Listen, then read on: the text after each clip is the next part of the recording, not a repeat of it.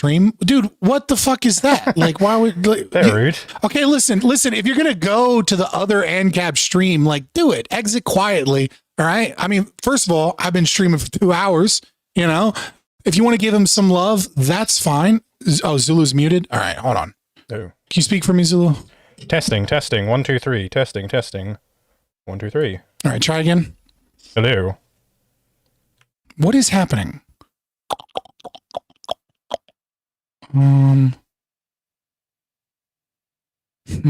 Give me a second.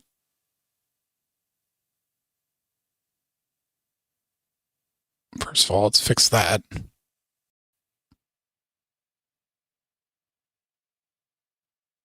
Why is my chat box not working? What the hell happened? Okay, let's do that. My,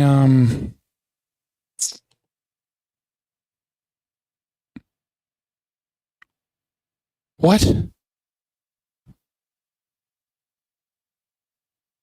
All right, try again. Testing. 1, 2, 3. There we go. Okay, I don't... fucking StreamYard's like defaulted to away from my virtual audio cables for a second.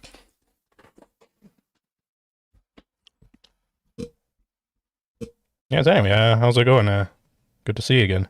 Yeah, it's going good. It's going good. You know, I've since last time we spoke, I bit the bullet, right? I bit the Zulu bullet in being in adopting the moniker of anarcho-objectivist. I'm not as good as you. I won't claim to be.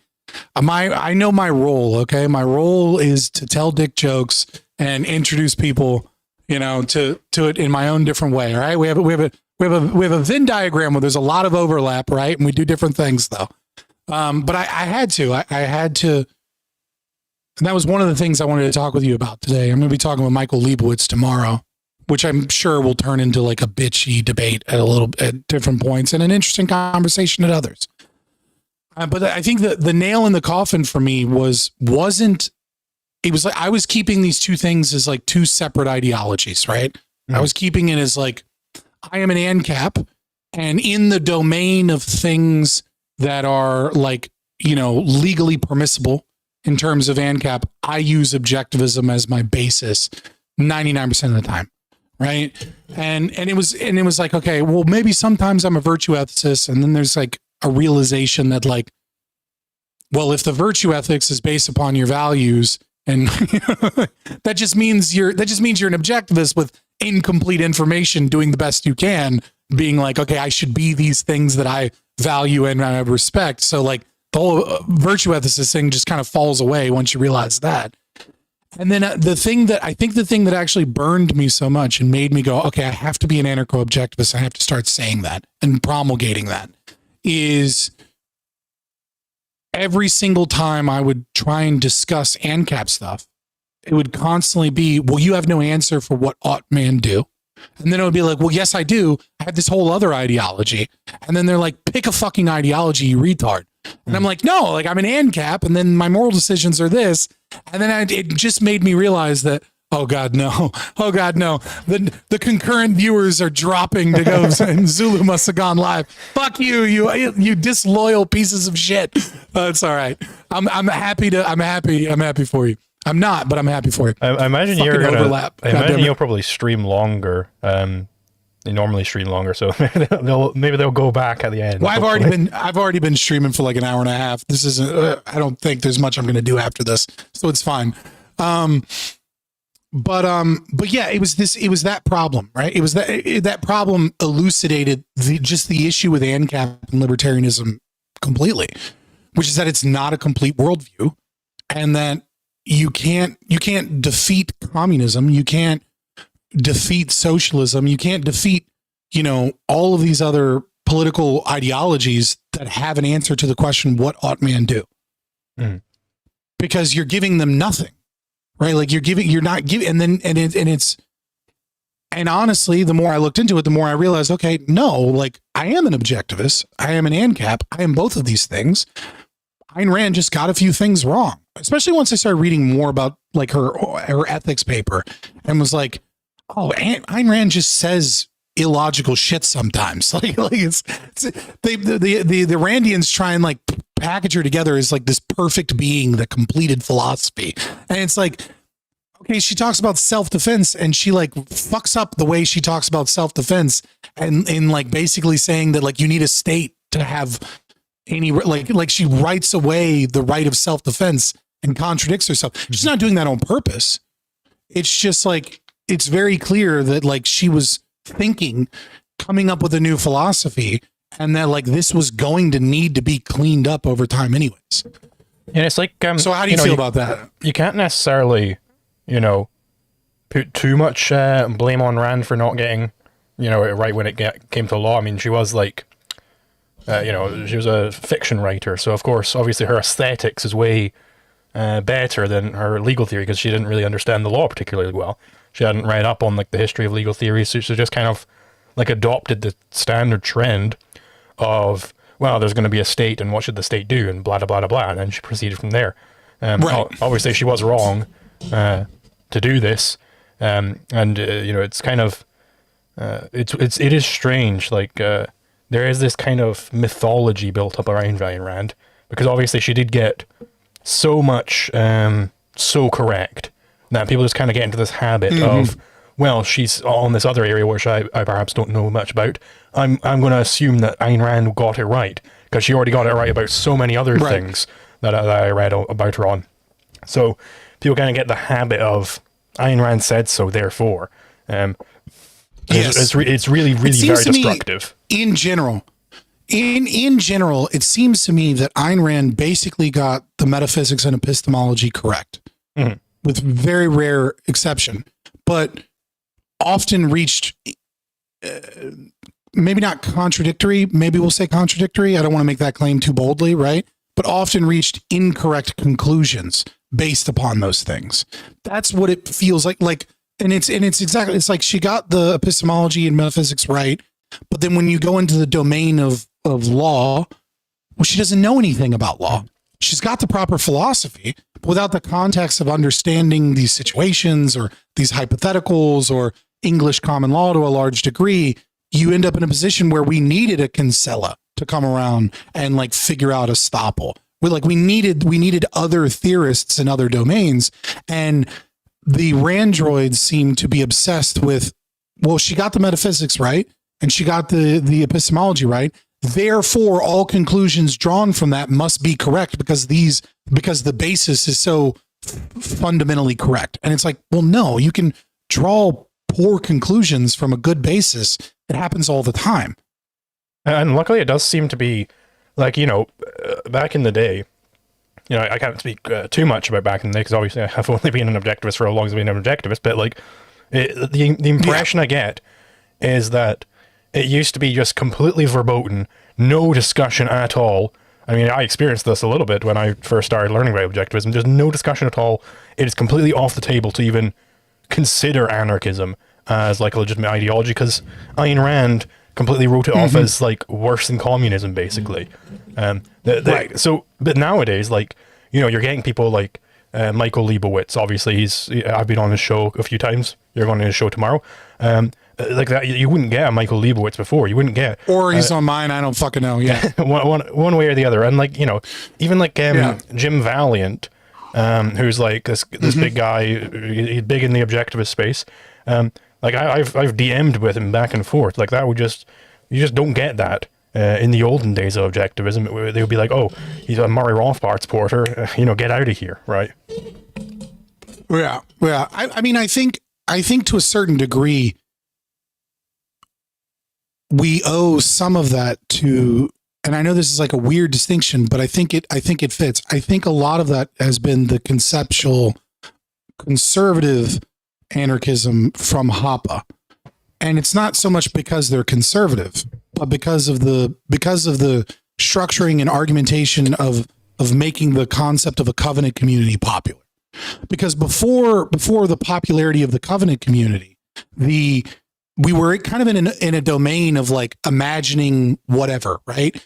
And so once we were like, okay, well, what is Atlas Shrugged? What is Galt's Gulch? It's a fucking covenant community. I think that has had a larger impact than people realize. and saying, hey, Ayn Rand in her literature is describing anarcho-capitalism. Mm-hmm. You can say whatever you want about some of these conclusions that she drew from the metaphysics. We can debate those. That's really important to debate those. But when she writes a story, right, there's this kind of like, the truth kind of bears out in narrative form, right? You find the most woke people, whatever, when they make a really good story, it often goes against their ideology because the story needs to be mythologically true, which in part means that it needs to mirror reality. Mm-hmm. And so it often defeats their own ideology because it mirrors reality. And I think something similar happened with Ayn Rand because she was like, what does this look like in practice? Well, what this looks like in practice is a pure covenant community that is an anarcho-capitalist. There's not a single bit of Galt's Gulch that is against what we would consider to be ANCAP in any way, shape, or form. I cannot find any, I challenge any objectivist out there to find any point of distinction in Atlas Shrugged and in Galt's Gulch that is against anarcho-capitalism, because you can't do it. Mm-hmm. They are 1-to-1 ratio the same. And I think that might have the popularization of Hoppe from maybe like the paleo libs or whatever, however that occurred, but the popularization of the concept of a covenant community, I think has had a major impact on that as well. What do you think? Yeah, I mean, I do think you're entirely correct. And this is something which I was very much feeling when I was reading Atlas Shrugged, is that, because it's fictional, and obviously Ayn Rand's whole theory of aesthetics is that the point of making a fiction book or a painting or whatever is to make a selective recreation of reality, which, if you're really good at that, it requires you to be honest. So Ayn Rand was way more honest in her fiction. I mean, even something like, there's the point about IP. Randroids are like crazy about IP, right? Everyone knows this. But in her treatment of IP in Atlas Shrugged is actually way closer to a no IP system, because it's John Galt is the Prometheus who took his fire back. He didn't go out and stomp out everybody else's fire. He just stopped providing the fire. Right, and that's kind of the point, is that if you really do believe that these people are great people, then they can just stop providing the fire. They can just shrug, and they don't have to go out and have the state stomp out the fire. I mean, there is some argument that he destroyed his I forget the model, but like the using the electricity in the atmosphere, right, to propel for train propulsion. He did stamp out his work before he left the factory, right? I mean, he left some of the pieces there, but he destroyed the ability for them to recreate it, right? So I mean, in a way, there is some element of like it's not like he just left it there, like it was his to destroy, even though he was an employee of the company, because it was created by his mind, right? So I do think there's, as much as I want to defeat IP any way, shape, or form that I can. I want to be is intellectually honest, and like it's a big ass book, so forgive me if I get some details wrong, or you do as well, right? But I think there is still some of that element there, right, where he destroyed. And the same thing occurred with the guy that had the capacity to oil, like he had a different way of capturing the oil. I can't remember his name, right? He destroyed his oil fields. Granted, they were his property, but he destroyed his oil fields so that they could not recreate his system of like gaining shale oil, which was like a more efficient system of doing it. So I mean, there is some, I own this because of the mind, but we could just as easily say, well, it's his property in that domain. He has no ethical obligation, even under anarcho-capitalism, to give other people the blueprints to his work.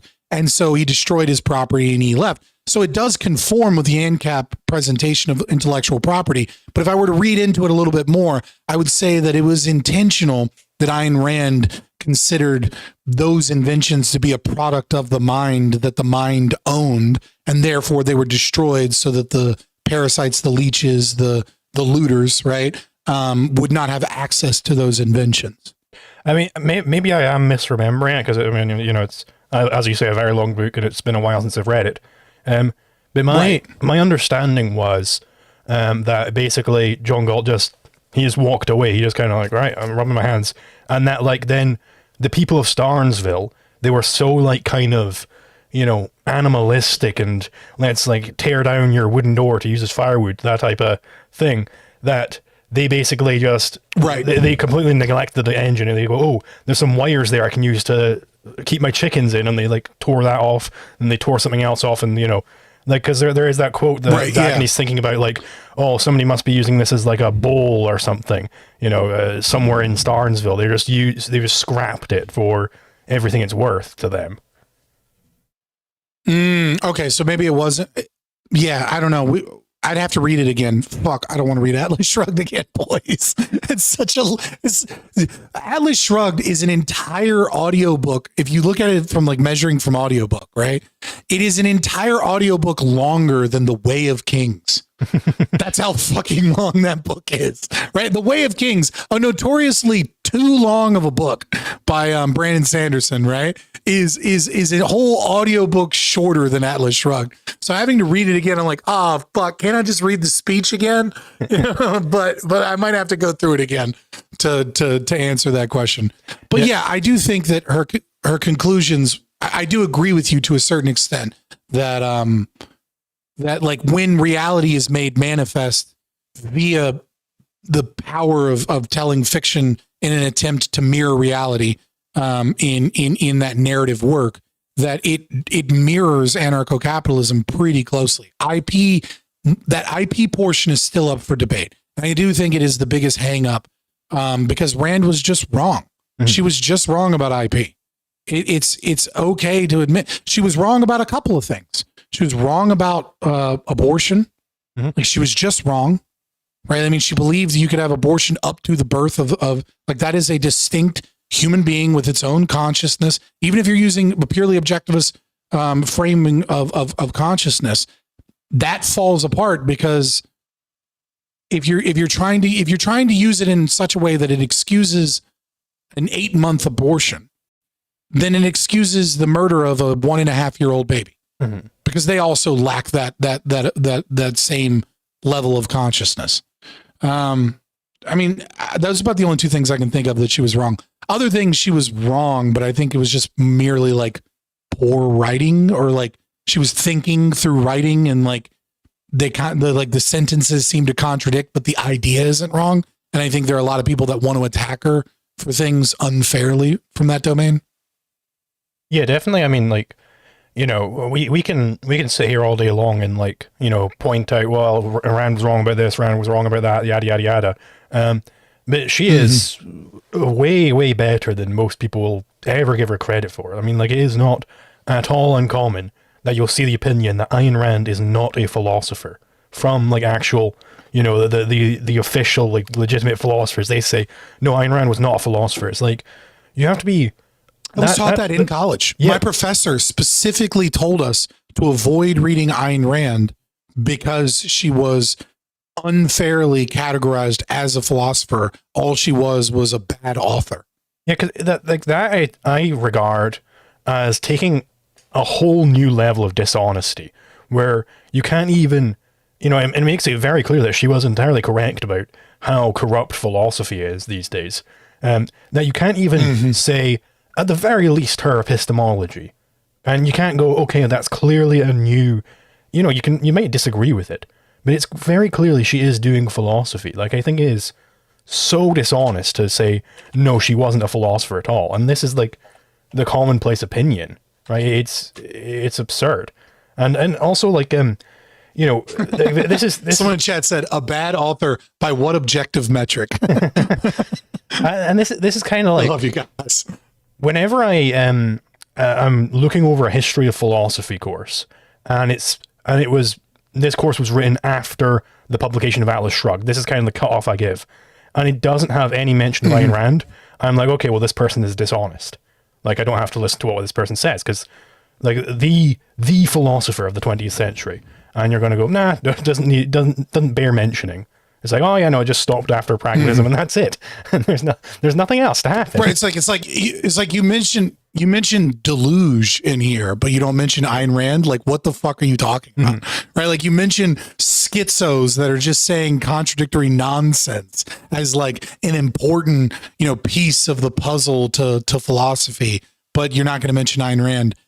I don't know that I would necessarily skip the book, but you have to definitely take a new framing, which is this is my enemy's propaganda, as opposed to this is a book about the history of philosophy. Yeah, absolutely. Yeah. I'm still a baby in this domain, and so one of the things that I find so difficult about this is like the moment when you step into a circle as a Marxist, for example, right? Or as a socialist of some variety, or as, a Christian, right? There is this very welcoming and opening thing from the community to take you in and to, slowly indoctrinate you into their faith, as time goes by.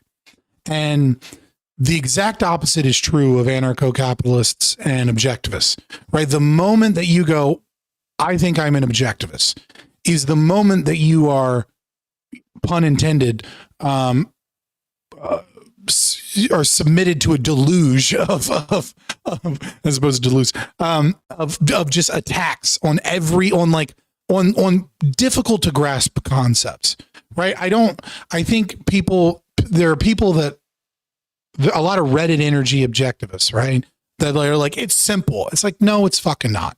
Like, getting through the entire Peikoff lecture is not simple. This is you trying to flex to other people that you are super high IQ. And I don't buy it. Anybody that tells me that their foray into objectivism or a genuine foray into anarcho-capitalist legal philosophy was simple is a liar. They're just lying to you. And I guess there's this kind of thing where it's like, I have a genuine and probably good fear of preaching the philosophy wrong. And yet at the same time, I have to be, if I'm a public figure and I'm someone that talks about political philosophy and things, I can't just secretly learn more for 2 years and not give what I do is give my opinions on this. So I'm curious how you feel about that aspect as someone that is, pioneering, I would say, a new form of philosophy in melding these two together. Because there are other people that are doing what we're doing, but you're the only one, I would say, that's genuinely putting in the work to meld these two philosophies together in a meaningful sense. How do you feel about that in this area where everything's be gatekept? And it's important that we gatekeep bad philosophy. And at the same time, trying to go through and fix the errors of both. How do you do this? How are you not pulling all of your hair out trying to defend your ideas while at the same time being partially through formulating your ideas, right? Some of your ideas right now are almost certainly wrong because you're pioneering a blending of two ideologies together. There's no fucking that what you have right now is completely correct, right? There just is no way. And at the same time, you're more correct than anybody else on this right now, I would say. Yeah, I mean, it is entirely true, and I think it's a big problem, especially with objectivism. I remember, when I first started getting into objectivism, I was in some objectivist Discord server, and then they had this fucking struggle session for me, where they pulled me off into some forum channel. I was like, okay, what is your opinion on this, and what is your opinion on that? I just said, fuck off. I don't have to answer your goddamn questions. You're not a police officer. I don't care. Okay. So this is a very big problem, especially with the objectivists, because there is obviously this kind of randroid tendency you get within objectivism, where they, if you don't fit the code, if you don't, follow all of the proper tenets as given to us by Prophet Ayn Rand, peace be upon her. Saint Rand, yeah. Peace be upon her, yeah. Then you're wrong, and we got to excommunicate you immediately. It's this is a very hostile environment towards learning, and I do try to be a little bit more open towards people, but obviously I am a highly disagreeable person, and ultimately, like, if I'm getting like fucking little like, but what about this? But what about this? Like, you know, just the other day on Twitter, some guy was like giving me some like crazy reduction ad absurdum. It's like, well, if you follow the NEP fully, then you know, then you can't say anything because it trespasses onto someone's eardrums and all this stuff. And I was like, no, I'll give you an argument only after you give me a philosophical argument against the NEP. I'm completely uninterested in running through all of these different fucking reductions ad absurdum you have, because ultimately that's what these people are trying to do a lot of the time. They're just trying to be like an energy vampire, or like nerd snipe here. It's like, I want you to say the crazy thing right now. It's like, well, I don't actually have to, so go fuck yourself. If you know, if there's in like a live debate, then so I would bite the bullet. And you know, I did bite the bullet. This is the thing from Captain Capstan, where it's like, would you steal the ladder to save your mother from a burning building? And I just immediately I bit the bullet. That's one of the topics I really wanted to go into today. Yeah, I said I wouldn't violate the NEP. We can get into that. Yeah, we can get into that now. But what I want to point out here, right, is there's a current strategy within the debate bro space, right? Let me define debate bro first, because I often call myself a debate bro, right? So when I say debate bro, I can sometimes call myself that lovingly, tongue in cheek. But predominantly what I'm talking about is people that are more interested in winning a debate than they are with gaining some clarity, having a conversation that aligns with the truth, or in proving the validity of their arguments against another person. These are all honorable, good, morally righteous, torches to bear, right? To attempt to honestly engage, to attempt to, prove the validity of your arguments against those, to burn out falsities in our collective consciousness, if you will. I know, a lot of people dislike that, but I mean that psychologically. I don't mean that in like a literal sense. I mean, not quite a Jungian sense. I'm not making it mystical. These are all good things. And when you have debate bros, they have begun this new strategy. I'll tell you some of the worst offenders. Destiny's a bad offender. Jim Bob, Jay Dyer are really bad offenders. There's a few of these people. And what they do is this strategy that I like to call weaponized stupidity. What weaponized stupidity is a tactic for subversion. So what they do is they demand your answers over and over and over again and attempt to get you to re-explain yourself by different means. So the first time you explain yourself, you have a really clear and concise argument that works. Then they pretend that you're nonsense, you're crazy, or that what you're saying is radical and doesn't make any sense, yada, yada. And so you begin, as a good faith debater, you want them to understand the concept, and you don't want the audience, especially their audience who you're attempting to convert, to be confused by what it is that you're saying. And this preys upon you as a good faith, honest individual to re-explain yourself in a new way. And they will do this until they can find a sentence, a word, an argument, or something that is illogical or contradictory, or maybe appears to be contradictory or illogical, right? Because you've gone from the clean framing to now you're trying to hit it from different angles in the hopes that people understand the argument. And when you start modifying your argument to hit it from different angles, you start to weaken your own argument. Right? Because you're trying to explain it in a different way. Well, maybe you'll get it this way. Well, maybe you'll get it this way. Right? And so then they take that and then they attack that portion of what it is that you said, and they do everything they can to subvert your argument and move the goalpost over to this thing that you said that's incorrect. And now you're in a position where you have to be like, well, look, what I said wasn't really one-to-one correct. I explained it right the first time. And then you go to your first time and then they're like, oh, now this nonsense shit again. And what ends up happening is they drag you down into stupidity and beat you with experience in this domain. And it is a very, very common tactic that I see more and more and more and more. And I think it is exactly why you were in that scenario where it's like, this is why often people think biting the bullet is bad, when really biting the bullet can be a superior technique, because this is what they're attempting to do. They're attempting to get you to re-explain in 10 different ways your argument so that they can then muddy the waters, weaken your argument, and prove that you're illogical, when oftentimes the best bet is just go, yeah, I wouldn't steal the ladder. I'd let my mom die. Now, can we get to a real world scenario? Can we get to some issues here? Can we, like, the biting the bullet can often be necessary, because if not, you're playing a game that is designed to subvert truth and to subvert honesty for their desire to win W's from an audience of midwits or low IQ people that will then claim victory with like large numbers every time you pop up. Yeah, and I mean that was, you know, it's not even like they're even giving any counter arguments. Like, you know, I've provided my full argument on why the NEP is correct. I bring it right down into the philosophy. You know, zero people from that, like, you know, from Captain and Capitan's community, zero of them actually gave a philosophical argument for what they were saying. They just, all they had was a reductio ad absurdum. And, you know, I love reductios ad absurdum as much as the next guy. They definitely have a place. But the place is, you know, if you said, well, my argument is that if something is voted upon, then it's the correct thing to do. And I said, well, hold on. What if, you know, 5 guys vote to rape a woman and she votes against it? Is that the right thing to do? And then you said, well, no, it wouldn't be a Liquid Zulu stream without rape magically popping up at some point.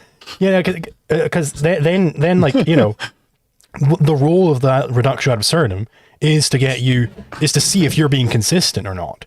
But if you were being consistent, if you bit the bullet on that, that wouldn't actually be sufficient. I would then have to do the harder step of, okay, well, now I know he's consistent in his position, so I need to, you know, provide an actual philosophical counter argument to what he's saying.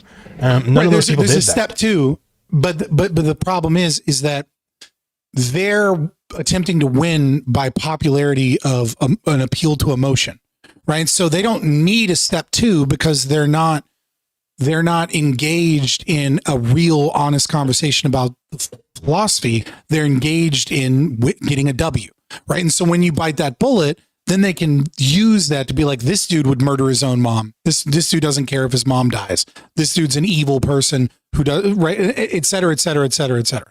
Right. And so they never get to the step 2, which is, okay, now that you've bidden that and you're logically consistent on that, now we need to make an argument against that, an alternative against that, or something. And if they don't, well, then you can reverse the reductio ad absurdum to test their logic, right? So the moment's like, okay, well, now we can reverse the reductio.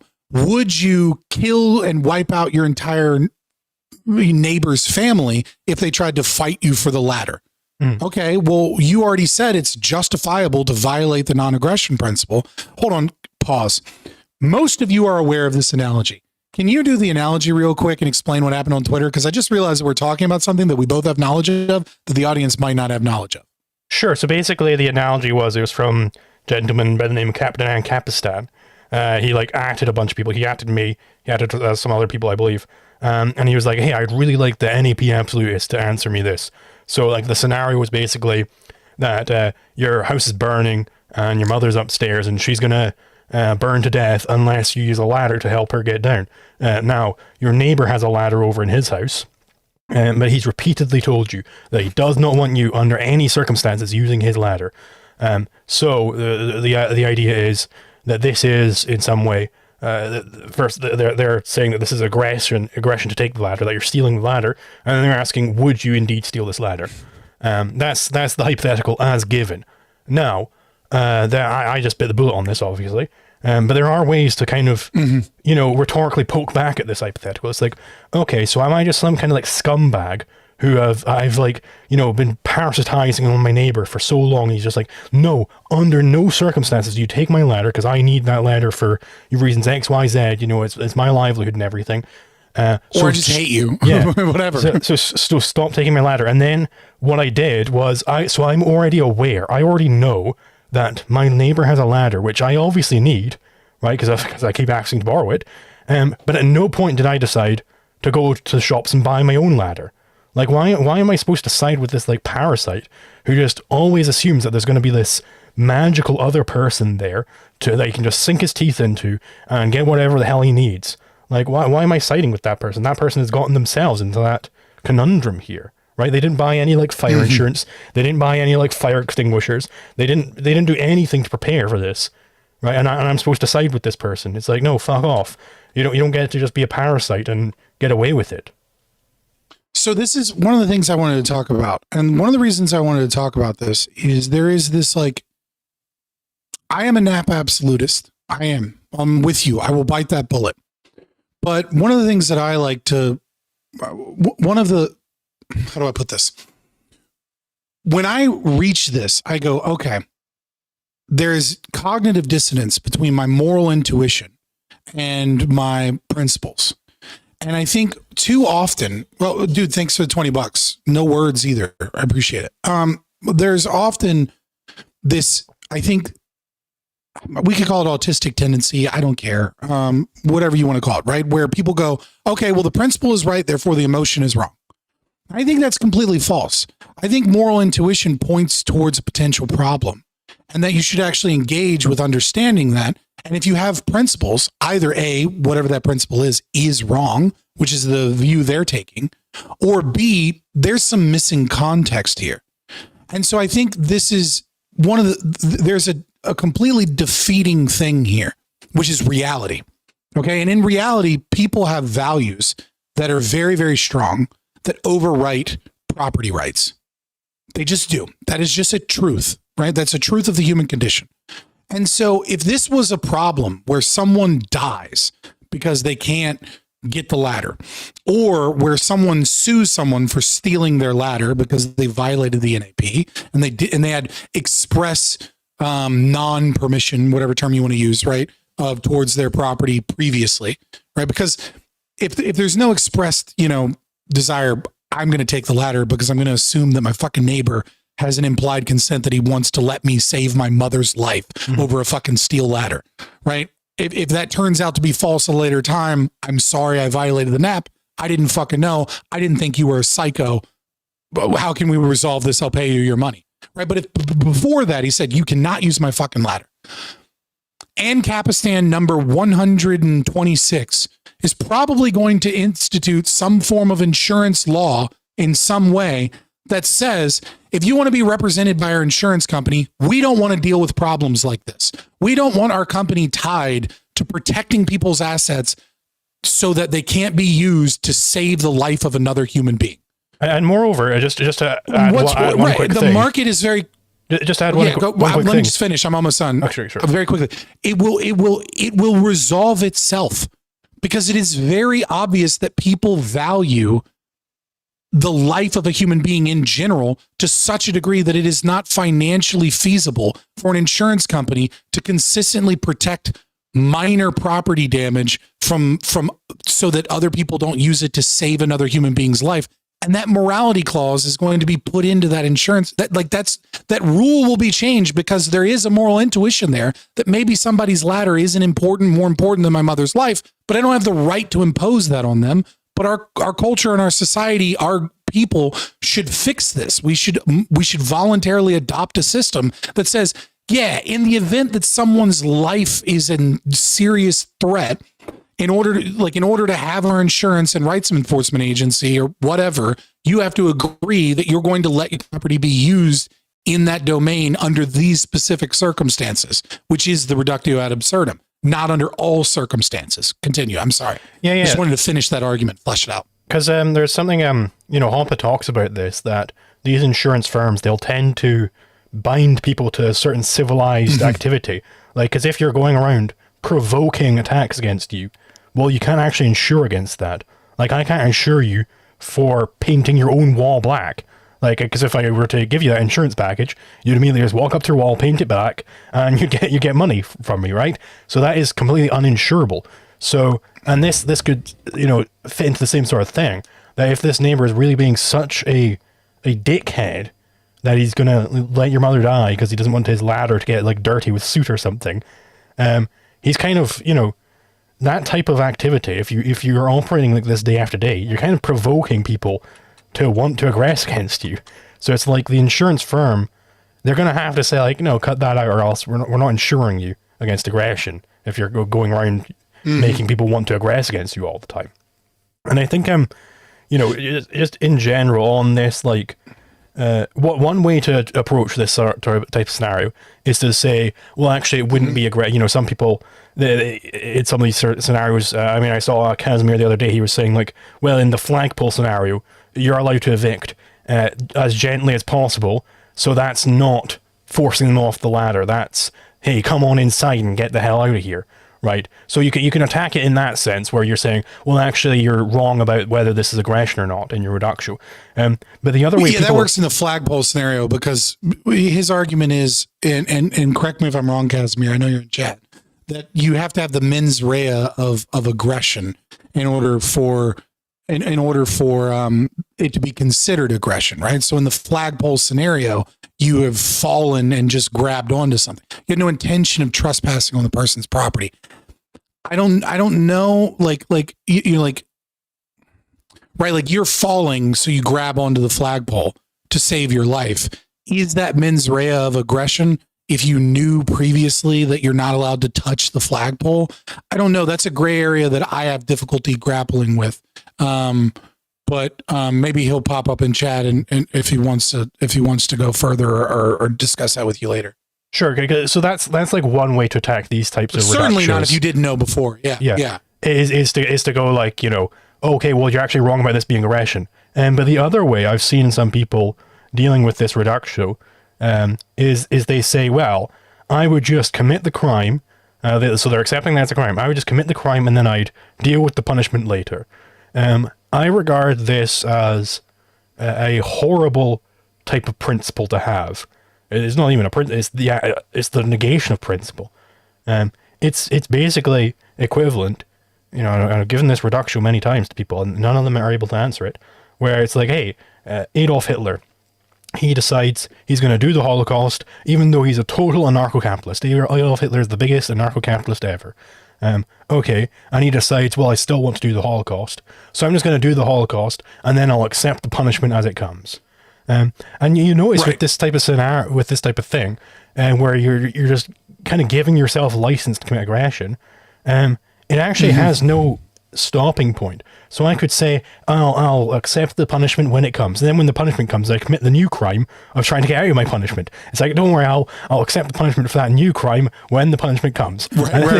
Just go. Yeah. And then on my deathbed, I'm like, okay, fine, you can put me to death now.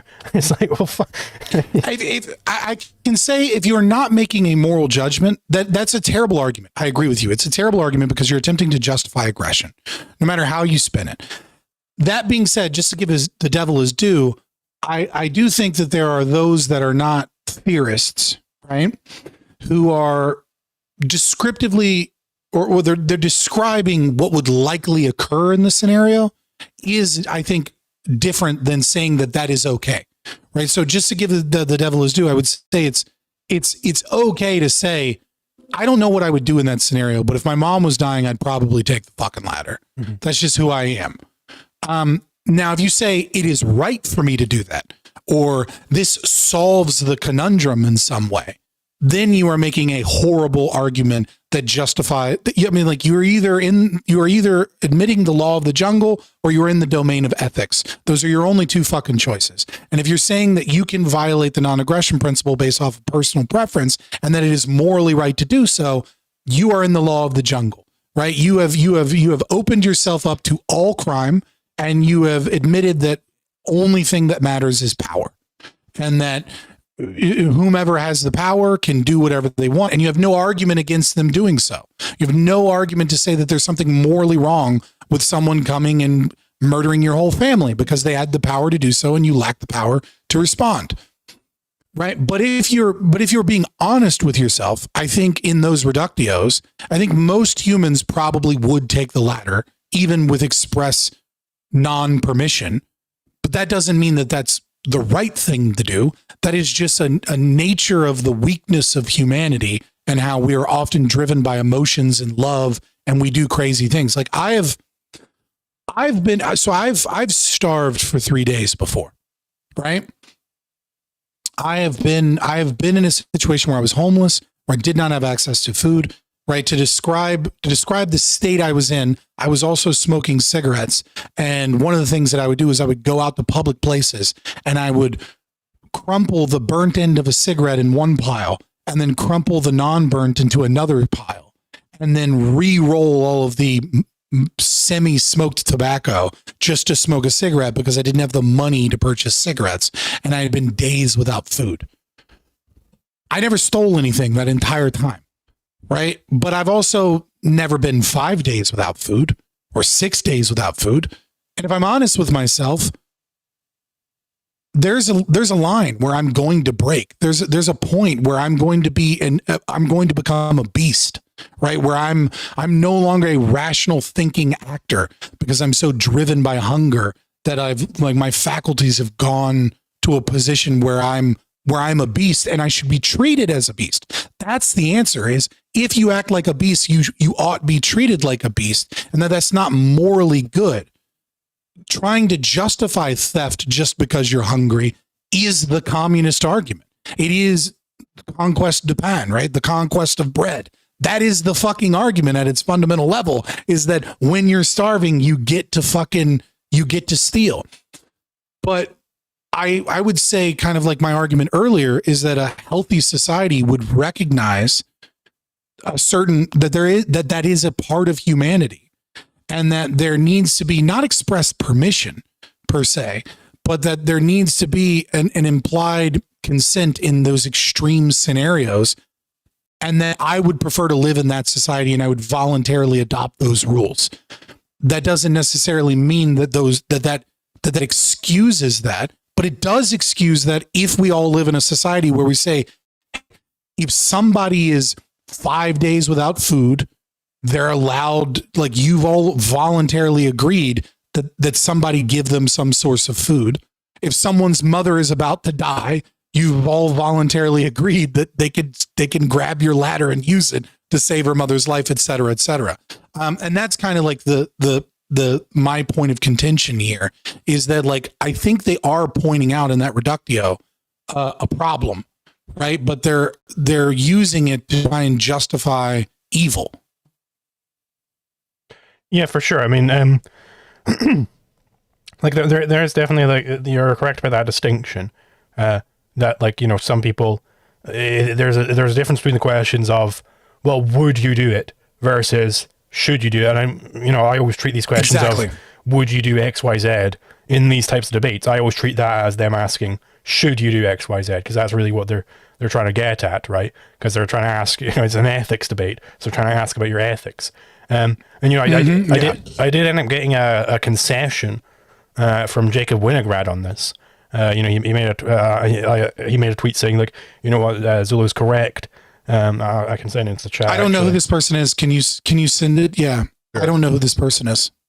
He was like, oh yeah, absolutely. Because I basically attacked it from, like, the Christian perspective. It's like, well, like, should Job have abandoned God? Should when it says thou shalt not steal, does that mean that you can sometimes steal? Because there's this kind of, like, thing where it's like, it's strange that a lot of these people who aren't getting the NEP absolutism are in fact Christians. Like, Christians are the last group on earth to be confused by moral absolutism. Like, it says thou shalt not steal. They're deontologists. They are the last group I will accept being like, what the hell? That's crazy, because that's what their Bible says. Thou shalt not steal. So in fact, they're turning away from God. They're doing as they wouldn't want Job to do when they are saying that they would indeed, that they think people should steal in order to save their mother. And that is the opposite of what, this is kind of like why I like respect the Jews a lot more oftentimes. Because, like, people will make fun of them for having, like, kind of like, they are really sticking to the rules I'm as they're written. I'm not technically outside because I have a string that means I'm not technically inside. The action is occurring inside, not outside, because of the string. And it's like, fucking, all right, dude. You're trying to find a fucking loophole here. I respect that level of, that if that's how it was written, that is exactly what was meant. Like, they're not having any sort of interpretation or anything like that. I respect that. That is exactly how, I treat the NEP. This is what it is, And if you really do believe that these are the words of God, then you're going to stick to those words exactly. You're not gonna put your own spin on it or anything. Like, that's just what God tells you to do, and I respect that. Yeah, I mean, I don't know. Christian ethics is always a point of contention for me because it's like I don't know. I have a difficult time getting into Christian ethics with people because I find the Bible to be so contradictory. Number one, I don't know how the word of God is supposed to be contradictory. And so then they kind of just like, you have these theologians that then try to like bend over backwards to make these things not actually contradictory. And to a certain extent, that's kind of fair, right? Because it's a spiritual book, right? So not everything is meant to be, you know, most of the Bible is not meant to be factually true. It's meant to be functionally true, right? And so it's not per se that they're really arguing, you know, this specific thing. And then also interpretations get off. So like when it comes to anarchism and Christianity, for example, like one of the things you'll pop into often is, you know, render under Caesar what is Caesar's and render under God what is God's, right? And it's like, well, then you kind of look into the history of it and you realize that what was probably occurring was that someone was giving Jesus a drachma that claimed that Caesar was God on the coinage itself. And so he's like, render under Caesar what is Caesar's and render under God what is God's is a direct refutation of taxation from Jesus. Like he's saying, you know, God is something else and he's claiming to be God and he's doing it tongue in cheek because fucking the Romans are looking for an excuse to kill the dude, right? Like he's proselytizing. So I don't know, but I do agree that like, how are you a deontologist and then you have a hard time biting the bullet when you believe that the word of God says that something is a sin always? Like, what is your, you know what I mean? Like maybe you find a loophole like the Jews do. I don't know. But yeah, yeah, I don't know. I feel like the latter analogy has really gone crazy. And so I did want to talk about it just because that's what ANCAP Twitter was so inflamed about recently. But I feel like I've made my argument on that. Yeah. All right. So here's the other thing I wanted to talk about. This is a bit tongue in cheek, but also a little bit serious. And hopefully we don't get into too much of an open borders debate because I don't really want to make this about an open borders debate.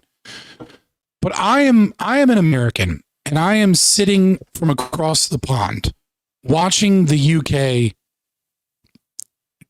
We're watching fucking Atlas Shrugged is becoming true everywhere. Okay. But I'm watching it specifically in the UK crumble faster than anywhere else. I am watching the problems of socialism and, you know, critical theory wokeness become such a problem in the UK to such a degree that is happening at such a it seems like the UK is close to a boiling point where it's going to have to go one way or the other. And so I said tongue in cheek, but I kind of mean it. It's time to be xenophobic to all British people. It's time to be xenophobic to everyone from the UK.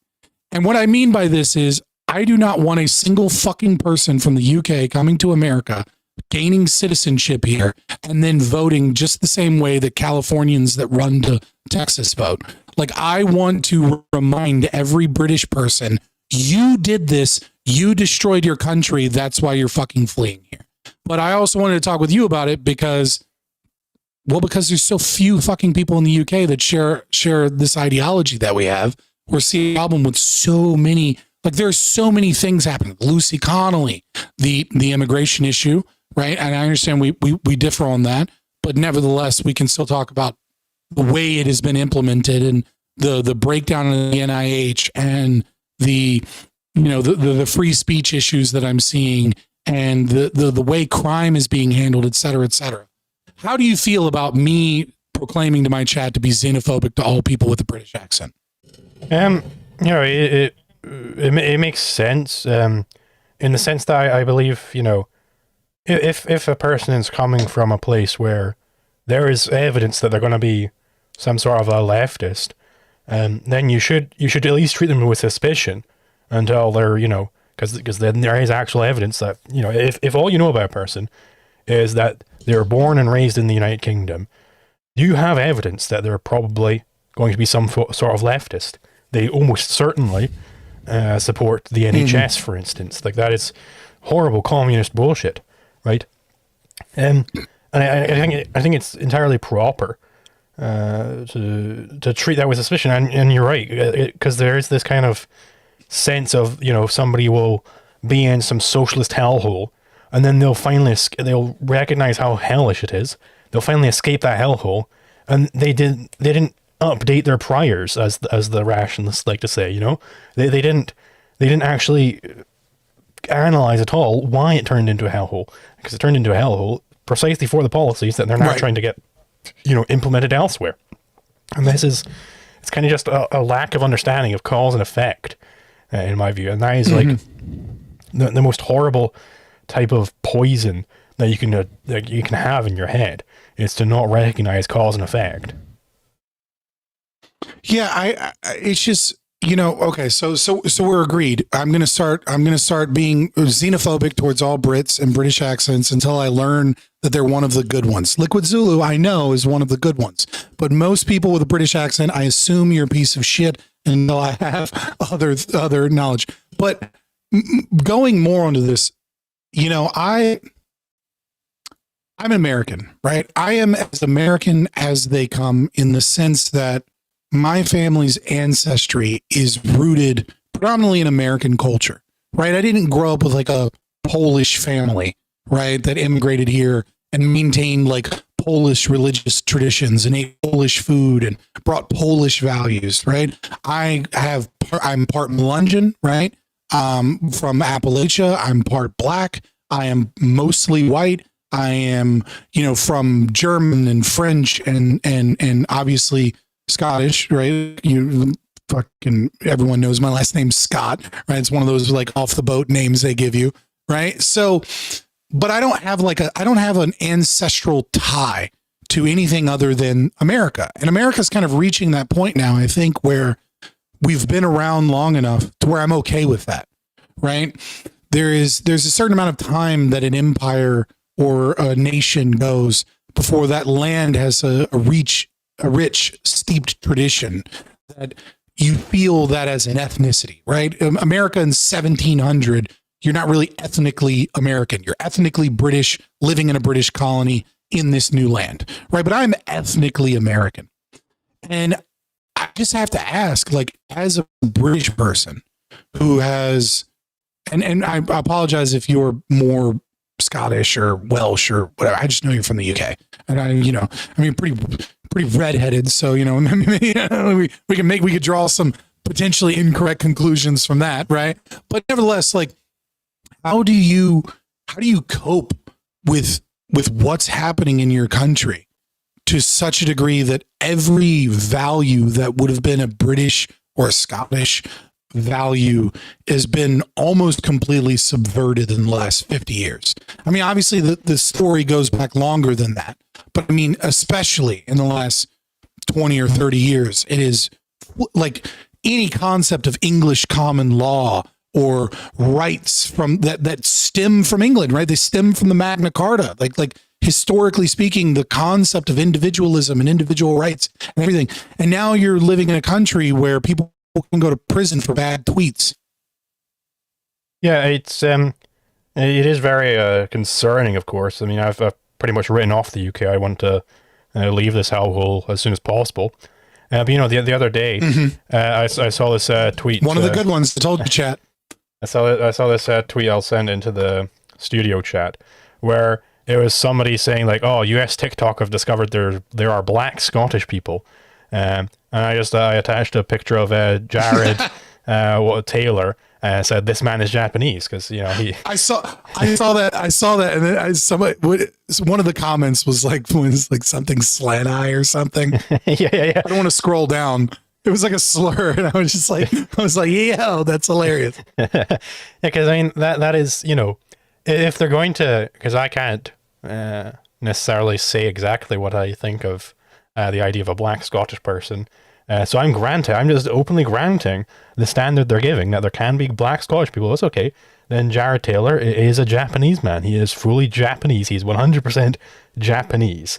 Just grant that standard, and people kind of immediately see, perhaps some problems with it. Now there was another one where like their first tweet on this, I believe they were like, "Oh my god, I've never seen a black Scottish person before," indicating that this is the first time I've seen it. And I just kind of said, "Indeed, they're correct. They have never seen a black Scottish person before. This is true. This is a true statement." I agree. Yeah, I think what's her name? Oh God, Billie Eilish recently got in trouble because she did a concert in, I want to say it was Scotland, might have been Ireland. I don't remember, but she said like it was so nice, like seeing so many people that looked like me, and it was like a Freudian slip. Like she's woke as woke comes, right? But like her ancestry bubbled up and made her say something, potentially offensive, right? And then like everyone was like, "What the fuck do you mean looks like you?" And she's like, "Oh shit, that's not what I meant to say. I didn't mean it like that. My bad." Right? But it's true. I mean, I'm in America, so I can say what I believe here, right? And there is a fundamental problem with the way that the left, especially, and many on the right, who I would say are on the left, they just vote for the ostensibly right-wing party. I would say most people are on the left, as far as I'm concerned philosophically, where they have this magic soil theory, right? It's this is the soil that is British. Therefore, if you're born on this British soil, you're British, and that's fucking nonsense. Right? It's just complete and utter nonsense. You have to do a Bayesian analysis, right? Well, where were you born is important. Where were you raised is important. Where were your parents from? What values did they instantiate in you? Because a culture is made up of values that are tied to a homogenous culture that is in a certain area. And that culture takes on values because of you can do a Marxian analysis, right? And say because of the material conditions of the culture, you can do whatever analysis you prefer to do. You're going to arrive at the conclusion that a culture is shaped by its environment in some degree. And you have to do and citizenship is going to be part of it, right? And whether or not they adopt and or respect the culture, or whether or not they attempt to change the culture is going to be, there's all of these different things are what makes someone British or makes someone American. And it's not this magic soil thing. Unironically, as fascistic as it is, I think from a philosophical perspective, the Japanese have it mostly correct, right? The Japanese say, if you come here, even if you marry here, even if you are granted like permanent status here and you work here, you're not Japanese, you'll never be Japanese. And your children with this Japanese woman that you married are also not Japanese. They'll have all the same rights as citizens, but they will be excluded from some rights or from some characterization. So for example, if you read manga, right? I know there's probably a lot of weebs in chat, right? Like, cause libertarians tend to be autistic and autistics tend to really be into manga. They overlap. And so like, if you read it, like you cannot write a manga as a white American, or as a hafu, right? I don't know if you can say that on YouTube or not. I don't know if it's considered a slur or not, but it's a legal term over there, so it shouldn't be, right? You cannot do that until you are 75% Japanese, or at the very least, both of your parents are Japanese citizens born in Japan, right? And so you can't write a manga. You could write a comic, but they won't call it manga. They'll call it something else because it's not mangaka, it's not manga, because it wasn't written by a Japanese person. And I think the Japanese have figured out something fundamentally important here, which is, I, as an American, moved to Japan. I bring with me more than my skin color. What I bring with me are American values, American behavior, American culture. And then some of those things are commiserate with Japanese society and some of them aren't, right? Some of them clash with the values that are predominantly held in Japan. I marry a Japanese woman. We have children. Now that child is born and raised in Japan and is half Japanese. So obviously they're Japanese, but they would say, well, you're deserving of rights as if you're a Japanese person. You're deserving of rights as someone that was born here, but you're not Japanese. And the reason you're not Japanese is not because you're half white skin. It's because your father raised you with American values. Your home was not the typical Japanese home. Everything that was inculcated into you is in part American. It is that child, that half Japanese child, that can then grow up and live in Japanese society and can determine, having been there their whole life, what are the things that clash with Japanese culture and what are the things that improve Japanese culture, or the very least don't clash with Japanese culture. And it's when they have children that, yeah, you have a cowboy grandpa, but at the end of the day, you're raised by a Japanese person and you're raised by someone that has already integrated their Japanese-ness and their American-ness into the culture and figured out the pitfalls of what works and what doesn't work.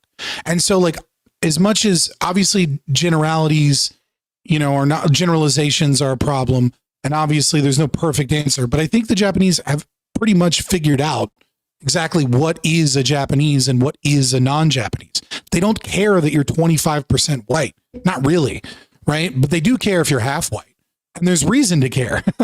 And the reason is what's happening to vending machines in Japan right now that they brought in a bunch of fucking immigrants and they brought in a bunch of Vietnamese being a big problem, is that their high trust society is eroding because they've imported a bunch of people that don't share their culture or their views and aren't being integrated into their culture. And I would say the same thing is happening in the UK. I mean, to a far, far worse degree. You have imported millions of people that are aggressive people with an aggressive ideology from fucked up countries that can't stop interbreeding, right? Because of all the fucking cousin marriages of Pakistanis. They're predominant. There's a large portion of them are inbred. Their IQs are fucked. They are savages in multiple ways. Obviously, there are outliers, and it is in part destroying your country. And anyone that speaks out against it can go to jail now. And I know you have to be careful about what you're fucking saying now. Yeah, I mean, it is entirely correct. I'm probably, of all the people who are for open borders, I'm probably in the top 1% of people who hate hate immigration the most.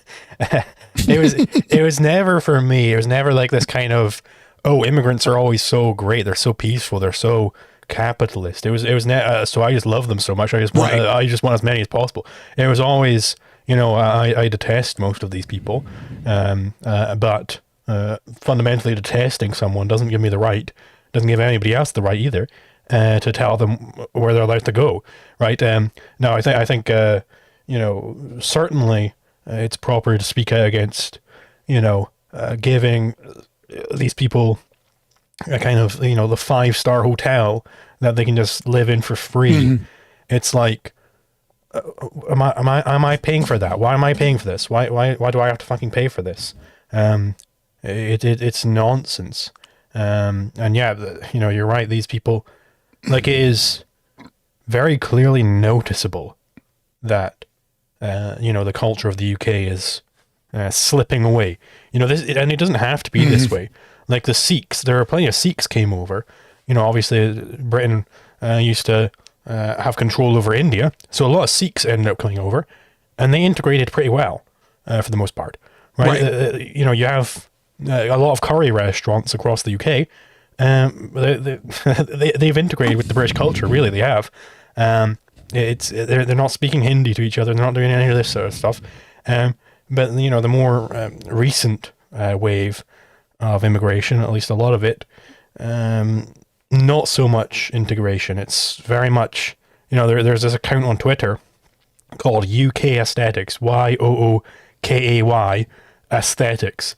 And, I was earlier today to make this thumbnail for this stream, I was scrolling through their media tab, and it is just, there's a very clear cultural shift going on, especially in England. Mm-hmm. Like England's had it the worst, I think. Like, to the point where... Especially London. Yeah. London is no longer a British city. It's just not. Mm. It has aesthetics of architecture that's yet to be destroyed. That's it. Mm.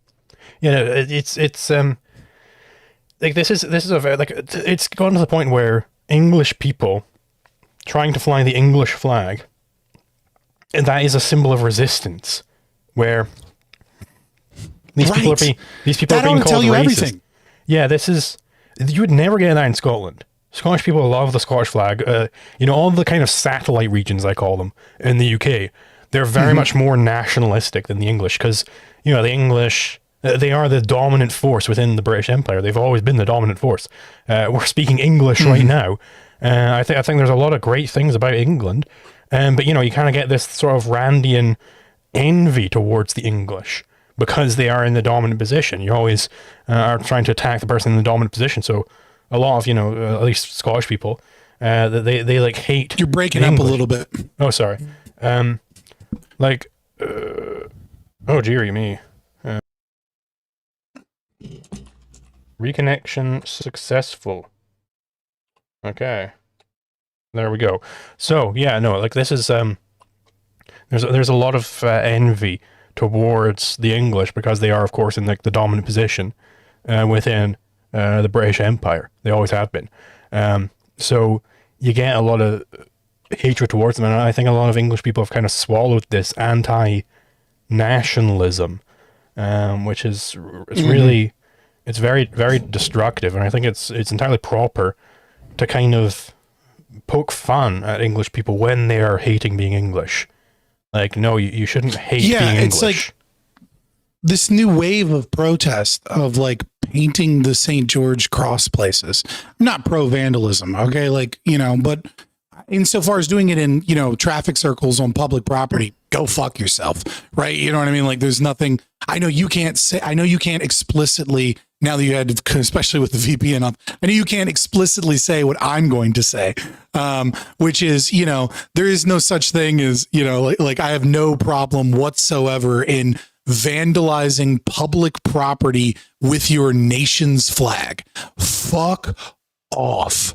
Completely fuck off. If you're going to use tax-paying dollars to paint fucking pride resistance flags and Marxist symbols on public property, you have no fucking leg to stand on to say that I am somehow immoral by painting my nation's flag on property that is presumably in part owned and maintained by me, right? If you're going to accept this collectivist ownership of property, then go fuck yourself.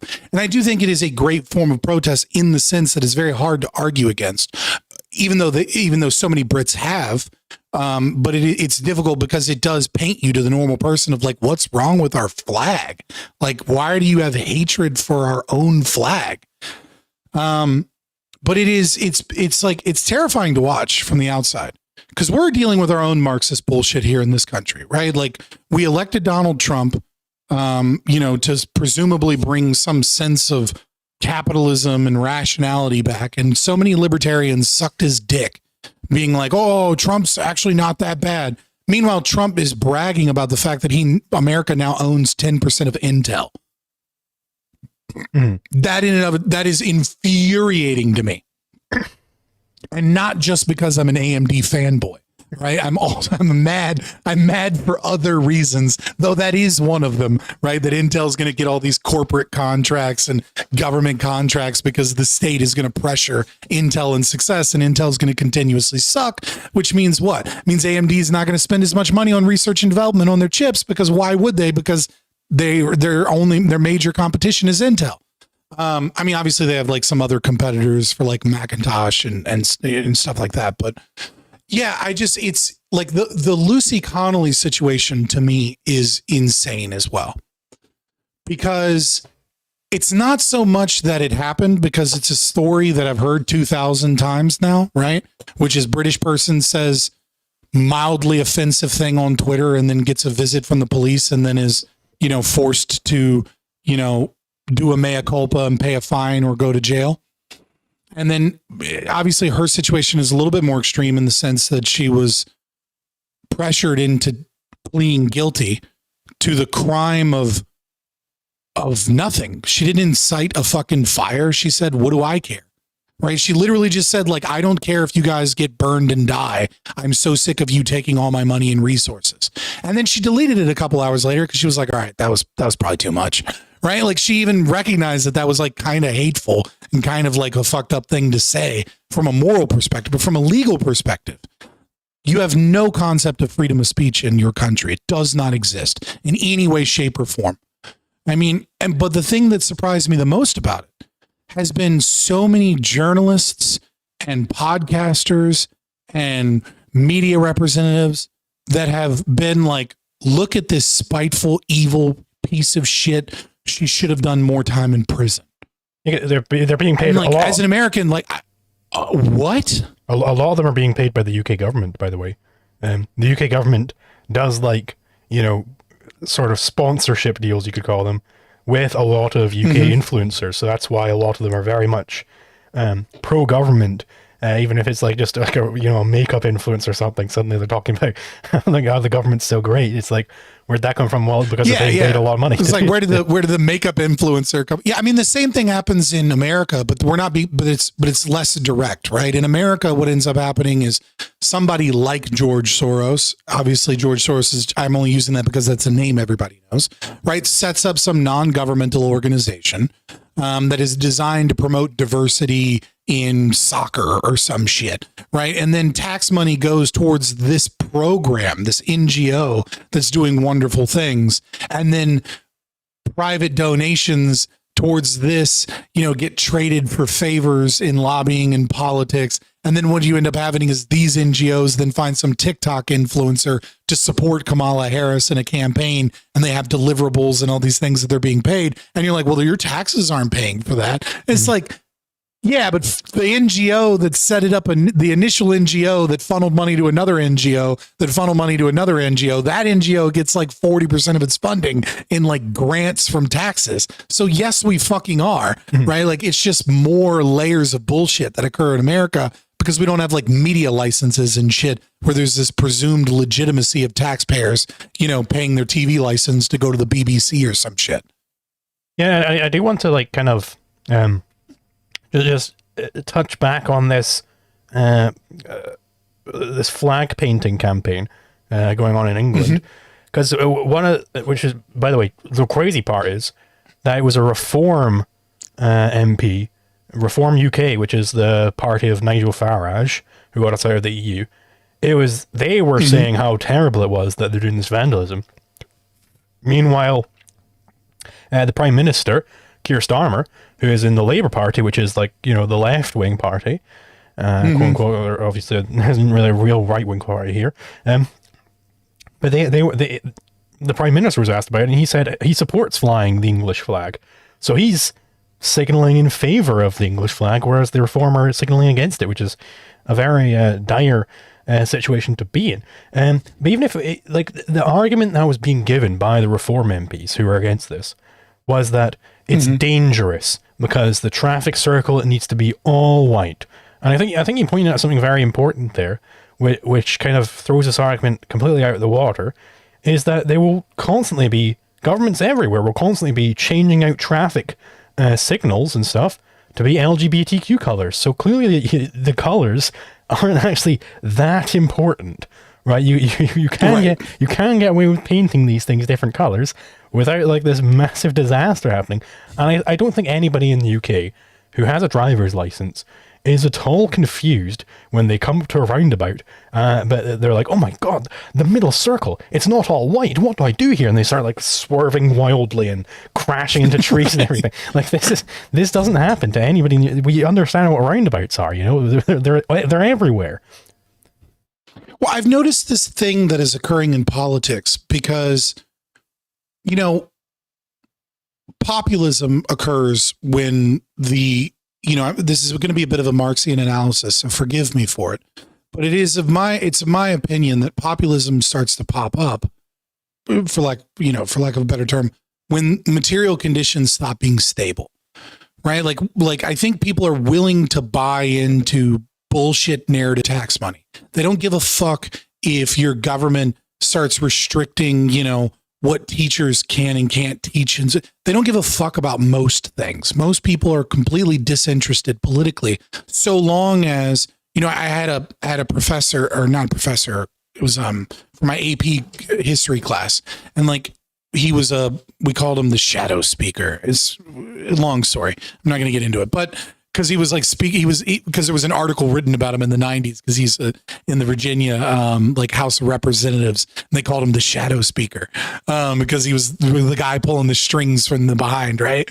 And the first day of class, he pulled out his wallet and he said, "This is the number one rule of politics," and put it on the table. It's like, this is how people fucking vote. And I think it still rings true. Like when people can buy a home and when people can afford their groceries, and when people can invest in a, I guess whatever you might call reasonable, because it's not reasonable because the government's stealing some of it, but some level of reasonable retirement, right? People don't care about any of this shit. And so what's happened is we're in this like boiling point, because the boomers have used socialism to prop their generation up into a wealth class that is essentially a different class than those of the following generations. Gen X kind of snuck in there a little bit, but we look in America, for example, only 12% of Americans at the age of 30 are married and own a home. In the 1950s, this number was like 70%. And of that 12%, a lot of that are females who are dating older men. They are people that have, and they are people that are already wealthy, right? Like there are people that got help from their parents and co-signers. So when you were talking about two 30-year-olds that are working together and married and work, a normal, regular middle-class life, the percentage of people that also own a home in that category is essentially zero. Like home ownership is a dead dream that only exists for the wealthy in our country. And so like when you get to that point, all of the rules change about political parties. I'm starting, Trump is kind of like a big red flag in that domain, right? But I'm seeing like JD Vance being compared to Gavin Newsom, right? He's the governor of California. And you're seeing left-wing people talk about Gavin Newsom's aura and talk about how Gavin Newsom has a white wife and a white family, unlike JD Vance that has a bunch of Indians. It's a total right-wing cultural victory, by the way. Right. But at the same time, is it a right-wing cultural victory, or is it just that like everything is becoming muddled as politicians who are natural-born liars and charlatans and thieves are just trying to capture whatever? Because Keir Starmer came out a couple months ago, right, and said that, and stated in a speech that the experiment of mass migration into England had failed. And you're like, hey, that's Nigel Farage talking point, not yours. What is happening, right? And meanwhile, he's still pushing the NHS. He's still pushing all of the policies that have made this bad. Listen, we're going to disagree vehemently on the open borders, closed borders policy. It's the only fucking thing I think we legitimately disagree on. I am Hoppian on this. I get that. I don't want to make this about that. But we both agree that this is forced integration, right? This is benefits. This is money. This is stealing from taxpayers, making it illegal to discriminate against them. And in your country, speech-wise, right? And it is a police force that we saw in Rotherham that happened in so many small towns in the UK where they are letting them just rape girls and get away with it. Like we are, like it's governments lying about the data to cover up the crimes of mass migration over and over and over again. And it is insane to watch the left try and like culture-wise say the things to get young, impressionable men to vote for all of the policies that cause the thing that they're saying they're against. It's insane. It's so chaotic.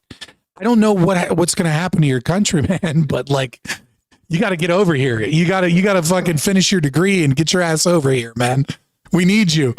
Yeah, I mean that is definitely the plan. I don't want to be in the UK for very long. I want to live in America, but it's very difficult to actually be able to immigrate into the United States. Of course, Trump made it real easy to immigrate into the United States. It's real open these days, real open and honest, and I can just get in, no problem, no issues. But this is hopefully, there will be.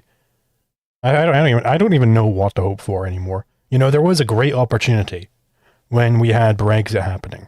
There was a great opportunity to make the UK the Singapore of Europe, effectively. That was the idea. That was the goal, is we're going to get rid of all of these EU regulations. So it's like, hey, how about we get rid of all of the UK ones as well? And if we had done that, I think the UK would be just unbelievably more wealthy now if they just adopted the Singapore model. And this is kind of like, one of the things I always say regarding immigration, and Hoppe says this himself, to whatever extent you have like restrictionist trade policies, you're going to increase the incentive to immigrate because you can't do trade over the seas. So you've got to immigrate there if you want to get involved in that wealth, right? So get rid of all the restrictionist trade policies, get rid of all of the regulations on business and everything like that. And the UK would have been just unbelievably wealthy. But instead, we're kind of going down, have you seen that movie, Children of Men? I don't know that I have. It's set in Britain in like 2032 or some shit. And like the premise is basically that nobody is able to have children anymore. Everybody's infertile. And it's like, just total degradation. We're getting close. Like, I mean, socialism is the biggest cause of our birth rates, but it's not like the microplastics are doing us any favors. It's like, the opening shot is like on London and there's like tuk-tuks driving down and like, it's like the multicultural crazy town where it's like super overpopulated with everybody in the fucking world seemingly came to fucking London. And it's like, we're kind of approaching that these days. Like, I've been to London a few times and it's crazy how much socialism has regulated. One of the things that people don't talk about when they talk about, there's this thing that I've noticed, right? We see it with Israel and Gaza. We've seen it in other places, right? Where dominant leftist narratives that agree with libertarianism in some capacity get adopted by libertarians, right? So we see this with the Israel-Palestine situation, where everyone is, Scott Horton and all of his underlings are just kind of regurgitating leftist talking points about Palestine, free Palestine, all this other shit. It's like, from the river Palestine, to the sea. Israel. You're right. And it's like, there's no discussion of actual property rights, or maybe we should have an international court come in and determine property deeds so we can reduce the problems of the Nakba, or talking about the ideology of Islam being the most antithetical thing to libertarianism there is. Like, being a Muslim, you cannot be a Muslim and be a libertarian. I'm sorry. It's not possible. It's possible to be a Christian and be a libertarian. While I disagree with Christians, we both do, right? I think they're wrong. You can be a Christian anarchist. You cannot be a Christian Muslim without just picking apart your religion to an insane degree and essentially being a Muslim on aesthetics only, right?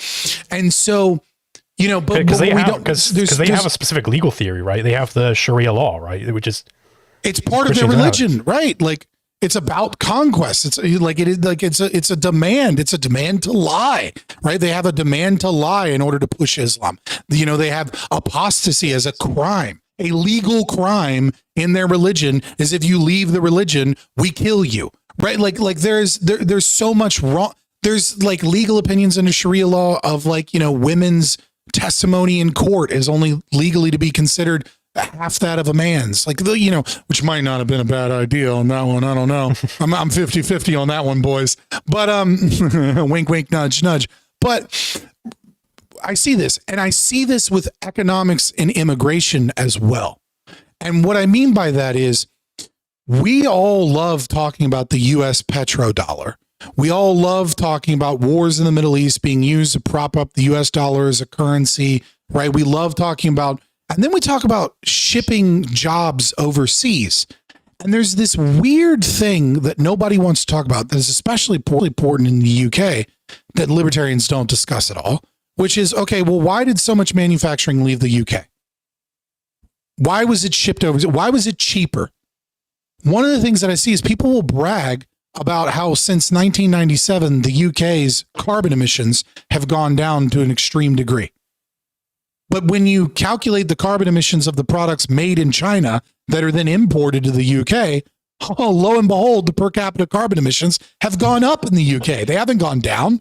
So one of the many causal things that libertarians just ignore because they're not a part of the large leftist narrative voice is that socialism and regulation has pushed manufacturing out of America and out of the UK and out of a lot of these countries to China because Ironically, in many ways, China's more capitalistic than us. They don't follow bullshit IP, and they don't regulate the fuck out of their industries for bullshit safety standards or bullshit environmental concerns or at least as far as like the special economic zones are concerned, right? Because they do have those special economic zones where, Hong Kong currently under the control of China, obviously, but you can go there and you can start up a business like John Stossel's done this. Start up a business in like fucking 20 minutes. And now you've got a business. Like, you just can't do that in the US or the UK. Like, it's not possible. No, it's completely implausible. And the other thing too is that businesses, how do new businesses get made? New businesses get made not because old wealthy corporations decide to create a new business. They get made because young men want to get pussy. That's the truth. That's the driving economic force of all of human progress, is that young men want to get some pussy. And so what do? They engage in resource accumulation. They fucking sit down at a desk like a weirdo and come up with some new idea. And then maybe they go and they get more resources from a bank or some other thing, right? And then they put their business into action, into the world. And then they become like wealthy enough to be able to support a family and to be able to get into the sexual marketplace and say, I have all of these wonderful things. You should come in this home and this business I've built, because my next step is a family and I need a woman for that. And I need woman for pussy. Right? That's like, I'm being a little bit absurd here, but that's basically human history, right? Like, that's why we build shit. And what socialism has done in our countries is that we have said, okay, 60% of your paycheck we're going to take away from you. Don't worry, we're putting it in Social Security, or we're putting it in the NHS, we're putting it in something like or putting it somewhere else. Now, it's not 60% directly, right? Many people look at their paycheck and they go, well, actually, they're only taking like 30% of my paycheck. And it's like, okay, but Social Security and Medicare is 7.1% of your paycheck. What you don't realize is that your employer is paying payroll taxes at 7.1%. That's money you would be paid, but the business has to pay it to the government instead of paying it to you. Oh, you don't look at what happens when money printer go burr and inflation occurs. That's devaluing your currency. That's the same as taking money out of your paycheck. You do this over and over and over again. And what we have young men can't create businesses. So they play video games, they fuck off, they check out of the dating market. And what happens is manufacturing, one of many things, goes overseas where slaves can make the shit. But it's like, yeah, is it difficult to compete with slave labor overseas? Yeah, it is in some ways. I'd say it's less efficient, but it's more efficient than our socialism that we've adopted over here, where we steal all of the wealth from young men and we funnel it to single moms and we funnel it to immigrants and we funnel it to fucking, large corporations because of the Cantillon effect. And then what we're left with is a few corporations that make things, but predominantly all of our money ends up going overseas. And libertarians don't talk about this. We don't talk about this because we have this weird habit of following trends. And the trend is, where can I ally with leftist narratives that are popular throughout our culture? And then I'll talk about those things because I get more views and more likes and more clicks and more clout and more interview appearances because I'm talking about the thing with my own libertarian perspective. And I think it's been one of the worst things that has happened to libertarians is that we don't talk about the things that aren't dominant narratives. That's one of the reasons why I appreciate you. Oh, thank you. Sorry, I rant over. Yeah, I think there definitely is a space to, Springtime of Nations talks about this in their Libertarian Leninism series, where, you take some sort of issue of the day, whether it be like Black Lives Matter and like, defunding the police or like whatever it is, and you just kind of insert yourself into that movement and say, no, this is a libertarian movement now. You're along for our boat, right? I think that is very good. But you are correct that like that shouldn't be all that happens. We shouldn't allow the left to basically be in the driver's seat of what is an issue. At a certain point, you have to be able to come in. I mean, I did the same thing with Stop Killing Games. It was an already very popular movement. I just kind of like inserted myself in. This is actually a libertarian issue, and you guys are along for my ride. Which is it's a very effective type of tactic. But like definitely, you need to have also some amount of, hey, this is an issue that nobody's talking about yet. Here's why you need to care about this issue. And, and then it's the libertarians creating the issue around this, which is, it's very good. And this is something you see a lot, like Waco, basically. The whole disaster around Waco, that was all exacerbated by libertarians, like, Ross Ulbricht. Right, everybody thought that Ross Ulbricht should have gone into jail, except for the libertarians.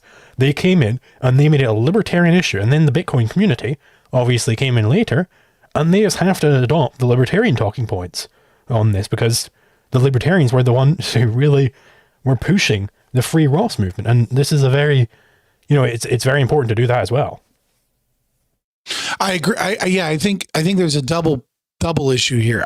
You're not wrong with the Waco and the Ross Ulbricht situation. That, like, those are definitely libertarians creating that. But even if I accept the framework, which I think you're right?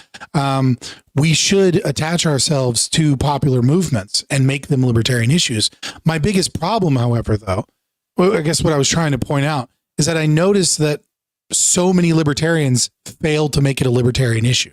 And what they do instead is they just, like a cafeteria religion kind of analogy from Christopher Hitchens, right? They pick apart the pieces that are the leftist narrative, and then they run with that, and there's no libertarian messaging in it. Like, and the reason I bring up Israel Palestine, when have you ever heard Dave Smith or oh my God, I literally just said his name a minute ago. Scott Horton, or any of these people, right, that are presumably libertarians, talk about private property rights in this entire thing. They'll bring up the Nakba, but then they won't talk about private property rights. Like I just want one fucking clip of Dave Smith, not just mentioning it as a thing, but actually being like, hey, the Nakba was evil in a certain regard. I understand it was a response to, war. There's one thing they always fail to mention, right? Like they it's like they're attaching themselves to whichever portion is more on their side. And in this arena, it's the left, right? And they don't bring up any good talking points from the other side and make it a libertarian issue, right?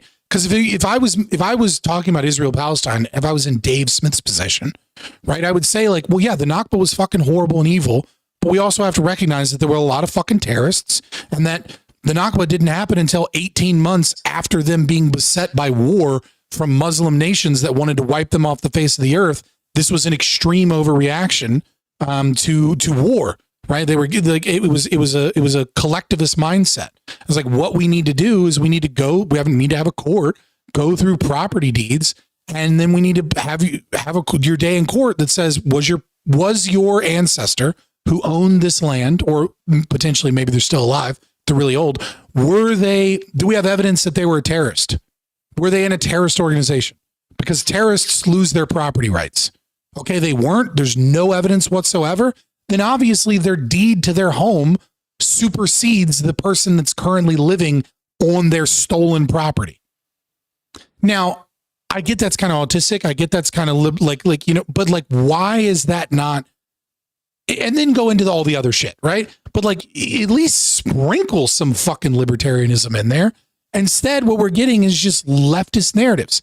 And I think the same thing is happening when it comes to the socialist view, the kind of fascistic view of manufacturing and tariffs and things like that. Plenty of libertarians are great on saying tariffs are bad, but nobody is talking about how socialism has destroyed manufacturing in our nations and why we need to get rid of that. And that's one of the major reasons why we don't produce anything, is that it's not just, cheap labor in China. Part of it is the socialism and the regulations that don't exist in China that do exist here that make it more, more difficult. And then of course the other thing I brought up, which is capital accumulation. Yeah, it's like, Michael Rechtenwald, who was the Mises Caucus preferred candidate for LP presidency. I don't know why. What the fuck? Yeah, I've actually got a whole section on the whole drama around why he ended up getting the job. in my because Michael upcoming Heiss video. is a fucking charlatan and a thief. Indeed. But Rechtenwald, he tried to start a new party called the Anti-Zionist America Party. And he's got this whole statement of principles he posted on Twitter and everything. And sorry, I've completely forgotten what I was trying to get at. What were you saying before? We're just talking about the way narratives are kind of like latched to left wing or right wing narratives. We're not making our own libertarian narratives. Offshoring jobs is also a part of the resource accumulation of welfare and okay. I remember what it was. It was basically one of the things he said. It was he wanted to be using antitrust laws to break up tech monopolies, he called them, to stop them from controlling speech. And it's like you're very libertarian, yeah. Yeah, this is the complete opposite of so I have basically in the video, I'm basically asserting hey, this guy was a career leftist all the way up until the left tried to cancel him. And then at breakneck speed, suddenly he's a Misesian. It's like, somebody like that's a huge red flag. You should treat that person with suspicion. And I basically use his new Anti-Zionist America Party platform to go look, I'm clearly correct about this. He has gone right back to the socialism after the dust has settled. You really shouldn't be trusting these people just because they say, some libertarian sounding things every now and then. You've really got to be suspicious of leftists. They lie on a matter of principle. That is part of the program, is to lie to people. So you can't trust these types, Yeah, it reminds me of Nala Ray. Are you aware of the OnlyFans girl Nala Ray? I'm not, unfortunately. Unfortunately, yeah, I would say fortunately. All right, I'm less of a degenerate, right? So she was a top creator on OnlyFans. She kind of self-branded herself as the Ahego queen, right? Like that, tongue out, eyes crossed, because you're just so fucking dick dumb and happy to get cum all over you that you just become a retarded, submissive female that came from hentai. I also always thought it was supposed to be signifying an orgasm. I thought that's what I mean by dick dumb, you know what I mean? Just brain shutting off from the pleasure of sex kind of thing. And then she went on the Whatever podcast, prominent red pill podcast for those that somehow don't know.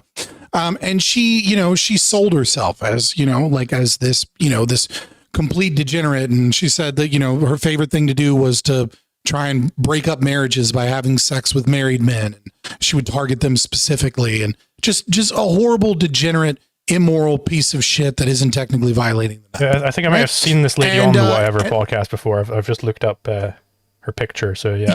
And then she disappears for 2 months, and she comes back and she's like, I'm a Christian now.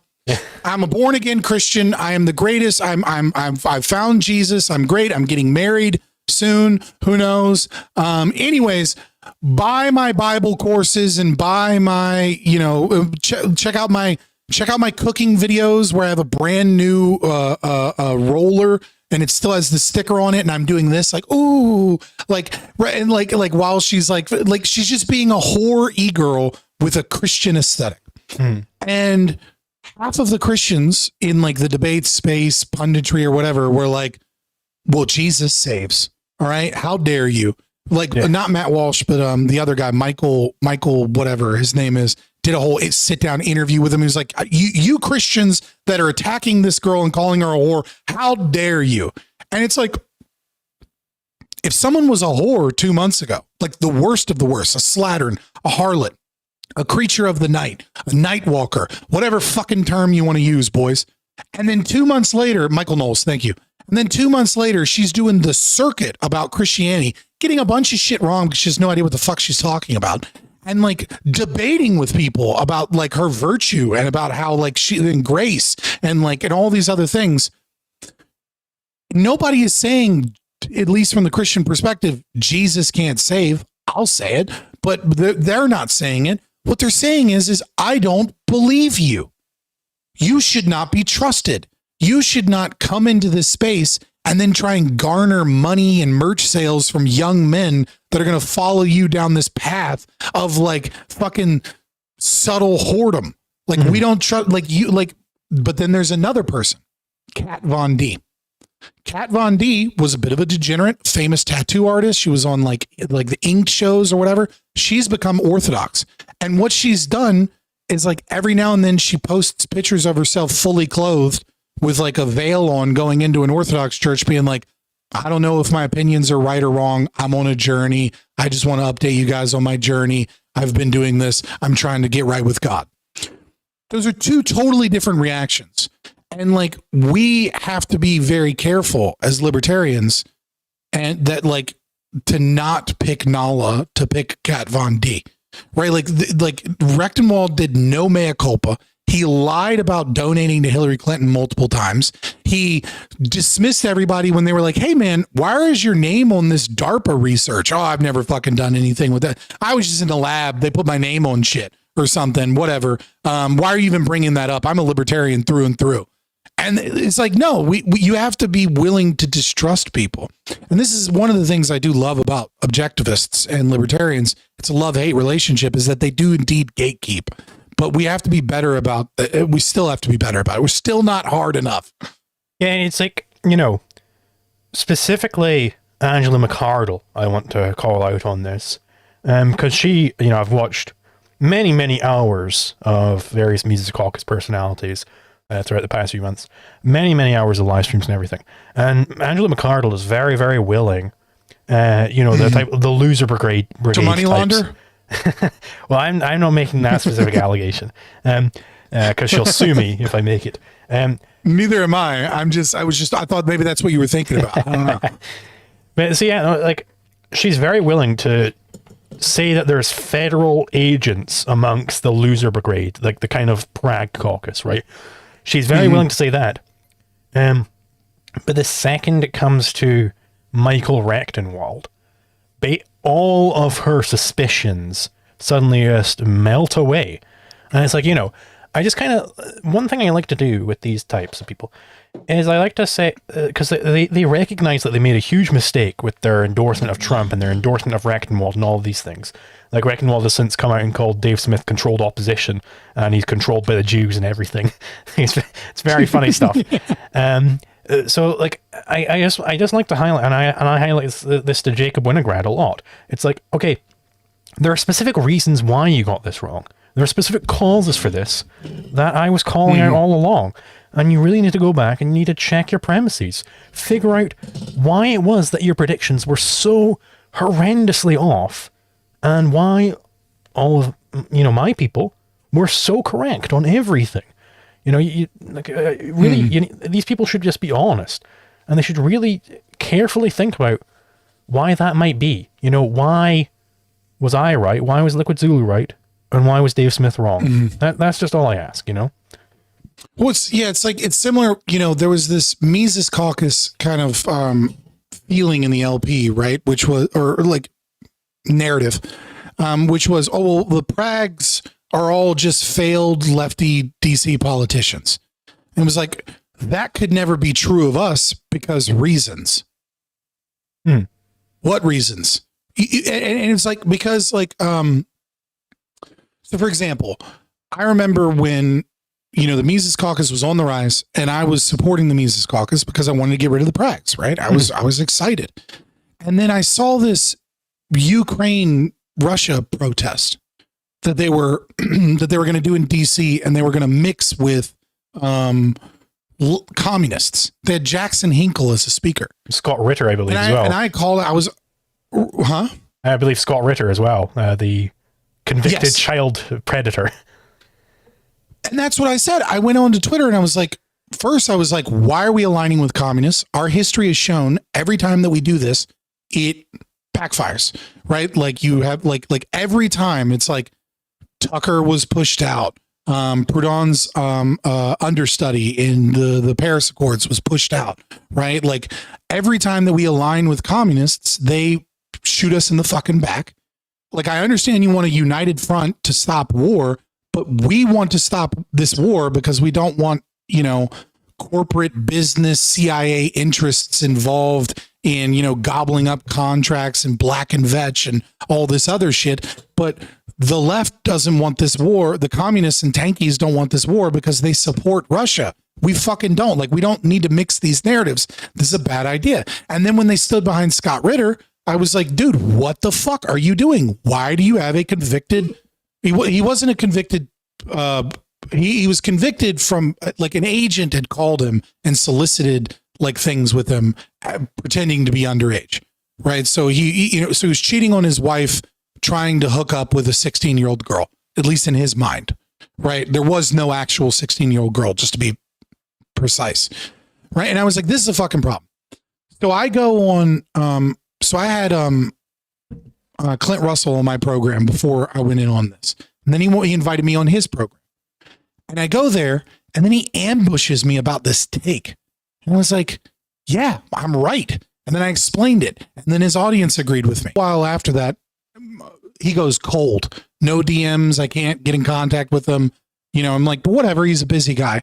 And then I give him like the mildest critique on his discussion of Israel-Palestine. And he's blocked me. And he hates me. And like, I've heard from other people that it's more than just blocking me on Twitter. And it's like, there is an establishment of like podcasters and like people in the libertarian space that are genuine dishonest actors and I think it's because they feel like crabs in the bucket. They feel like there's this niche space for libertarians. And so they have to like try and gatekeep and stop anybody else, not because they're not libertarian, as they go more and more paleo lib and farther away from libertarian principles they once held, but because they don't want competition. I'm Clint from, and I as much as I have a little bit more respect for Dave Smith, I see it when he's like, who's Liquid Zulu? He's a nobody. I'm not debating him on this. It's like, no, you're gatekeeping because you know that he knows you're going to expose him for having trash as fuck arguments when it comes to open borders. I'll debate you any day on open borders. I've said it before. I'll say it again, but that doesn't stop me from recognizing that Dave Smith has horrible arguments and he's doing everything he can to protect his clout podcasters at the top. And it's pathetic. It's sad. It's disgusting. And it's just the reality of the situation.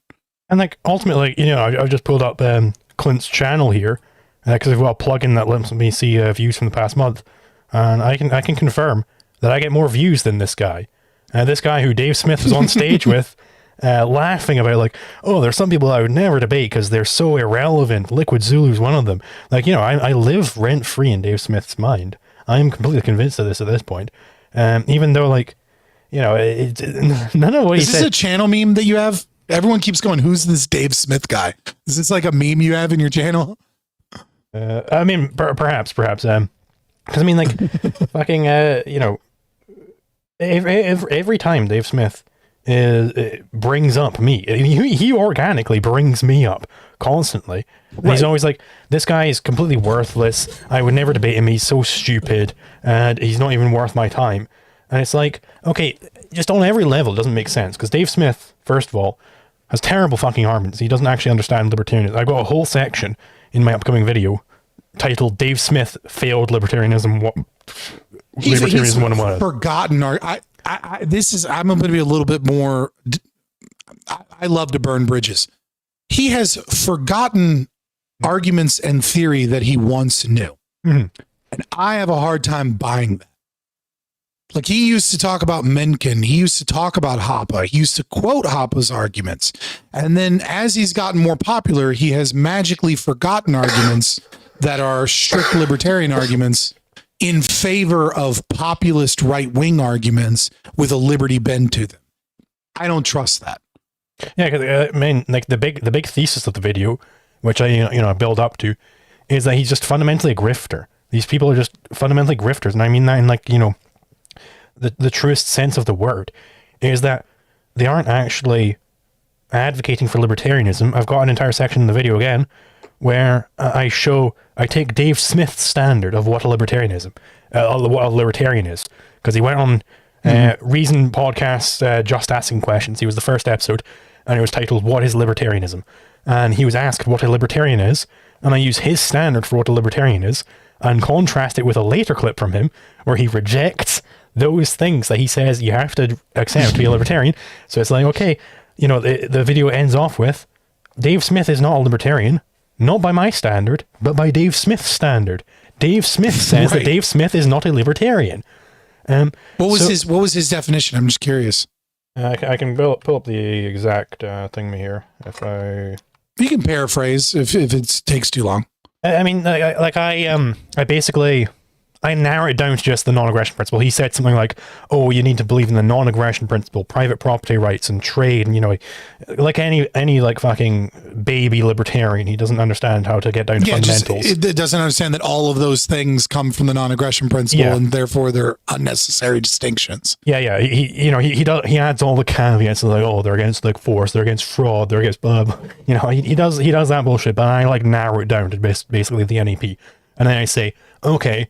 And then here's Dave Smith saying, so as basically the standard is that you have to have a philosophical adherence to the NEP. That is that in some question of law, your starting point is the NEP. That is your beginning premise. And then I have another clip from Dave Smith where he's saying, well, if the NEP would contradict with this conclusion I want to get to, then I would reject libertarianism. And it's like, boom, okay, so his starting point is literally just not the NEP. He just happens... So far, he has happened to come to the NEP when he's trying to work back from his conclusions. But he's not starting from the NEP, so he's not a libertarian.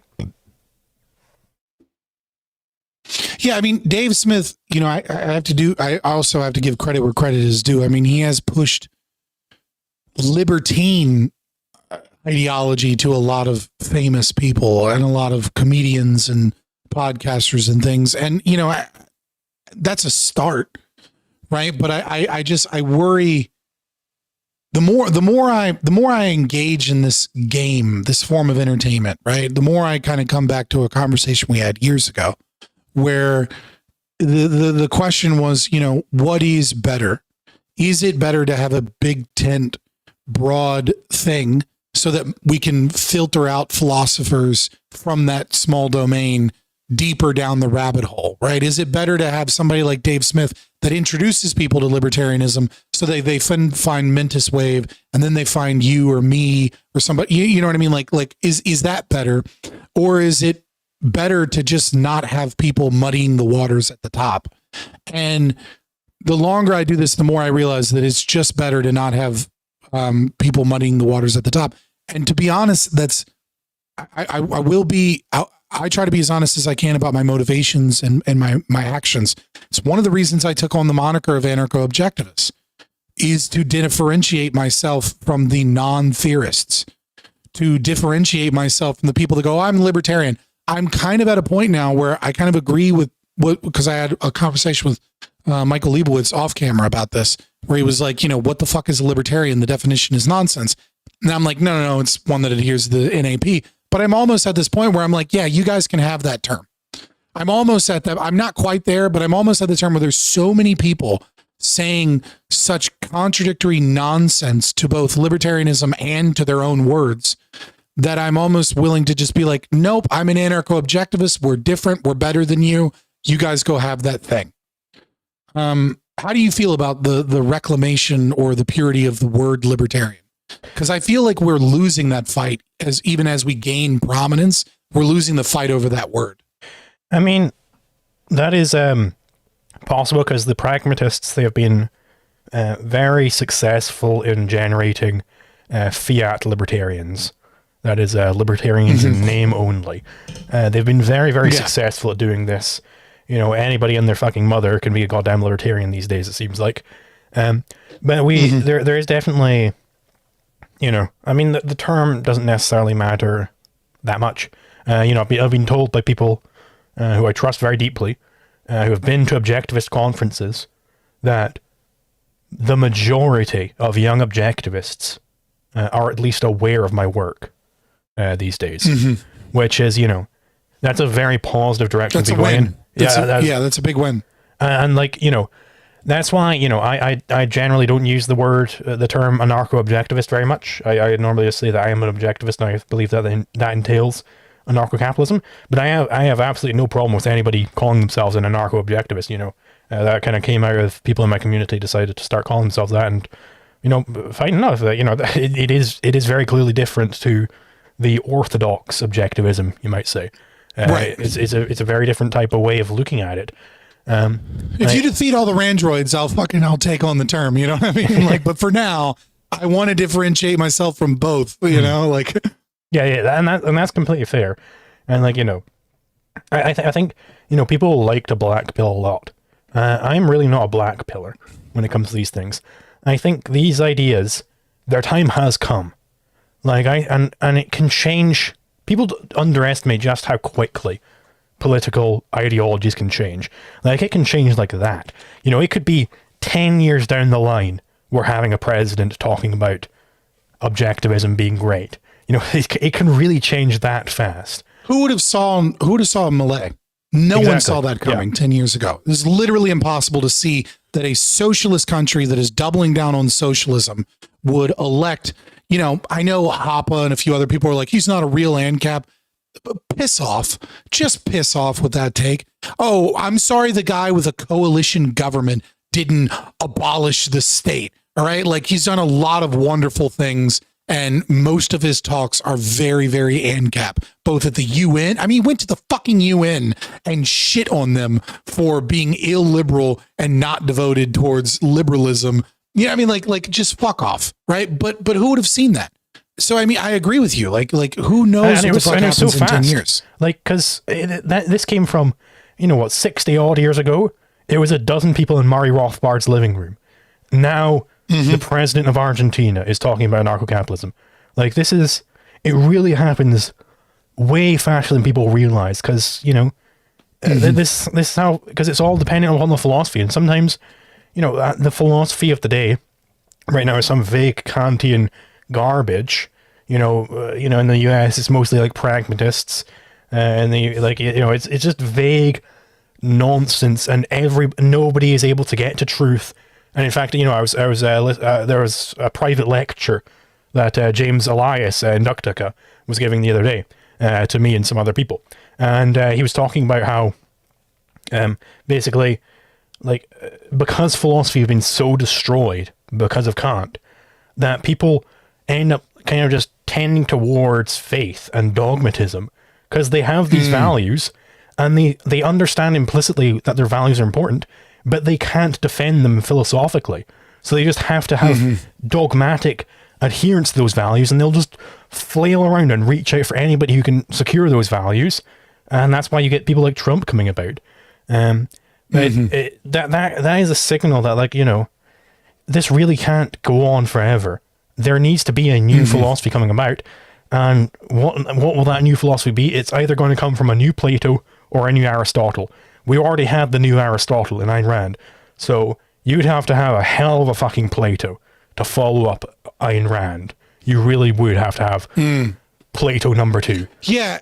So you're saying, I mean, or number 3. One of the things, one of the things that people talk about is when you're trying to defend our ideology, is this? They're like, oh well, fuck, I lost it. Because I was thinking about Plato and Aristotle and my brain went somewhere else. I want to touch on something else you said because it reminded me of this piece of work, which is, have you ever read Franz Kafka's Letter to His Father? I have not, no. It's like only a couple pages, right? And it's like more like a diary thing, right? Where he's just working through his trauma.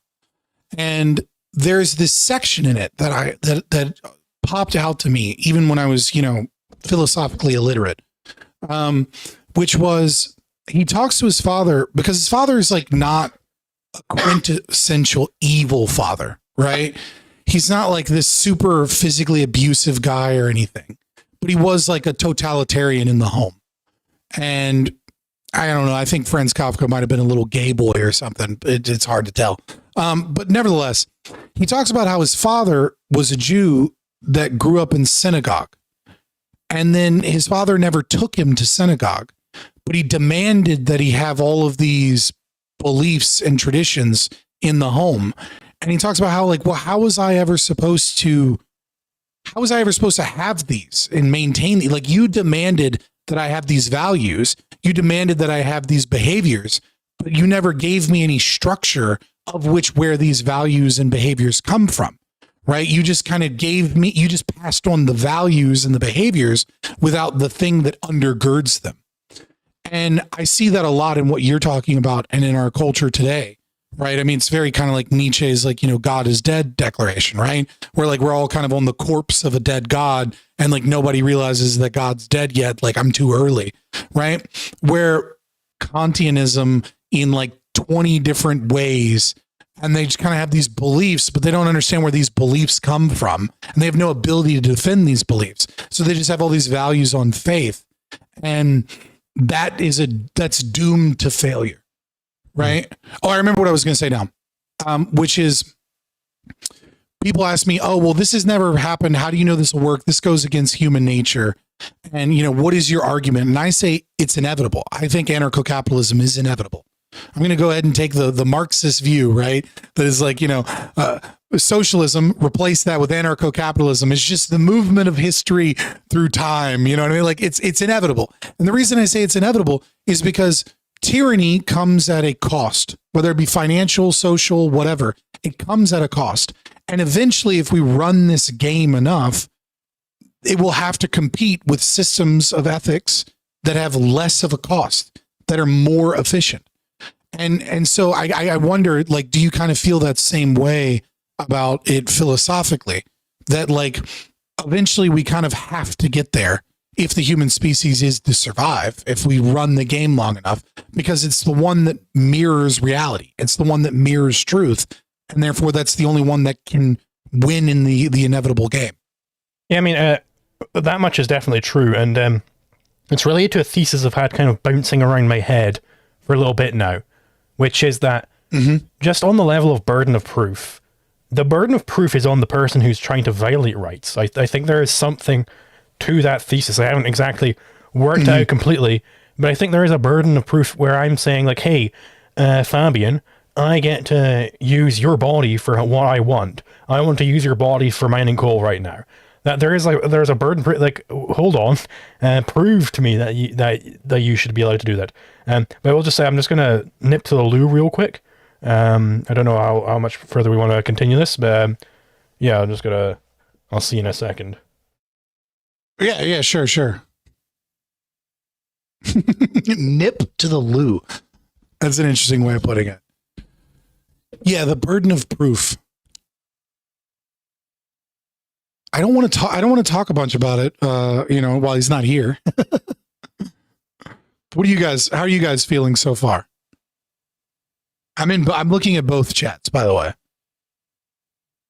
I mean, I'm paying less attention to Zulus, but all this shit comes from the cosmos, all of it? What?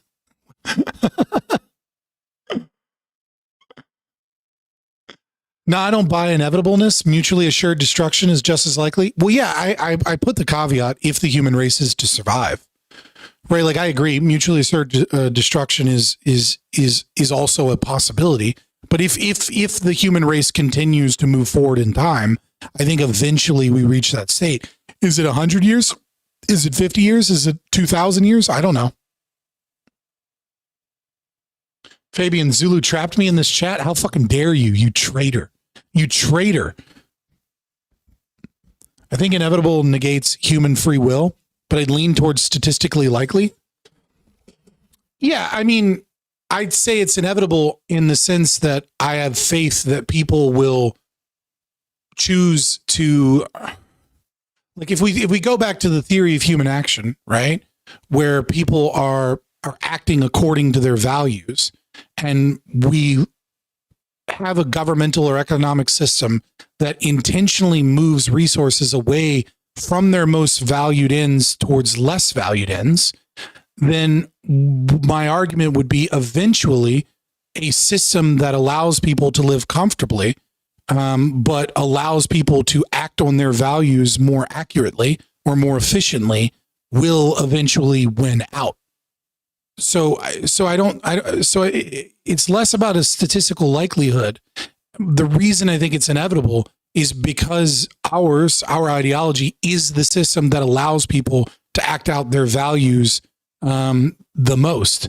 And so any other system is by its very nature imposing some form of order or control against people's values. Does that make sense, or am I just riffing it? Considering that it's not inevitable, when are we going to be doing vape reviews?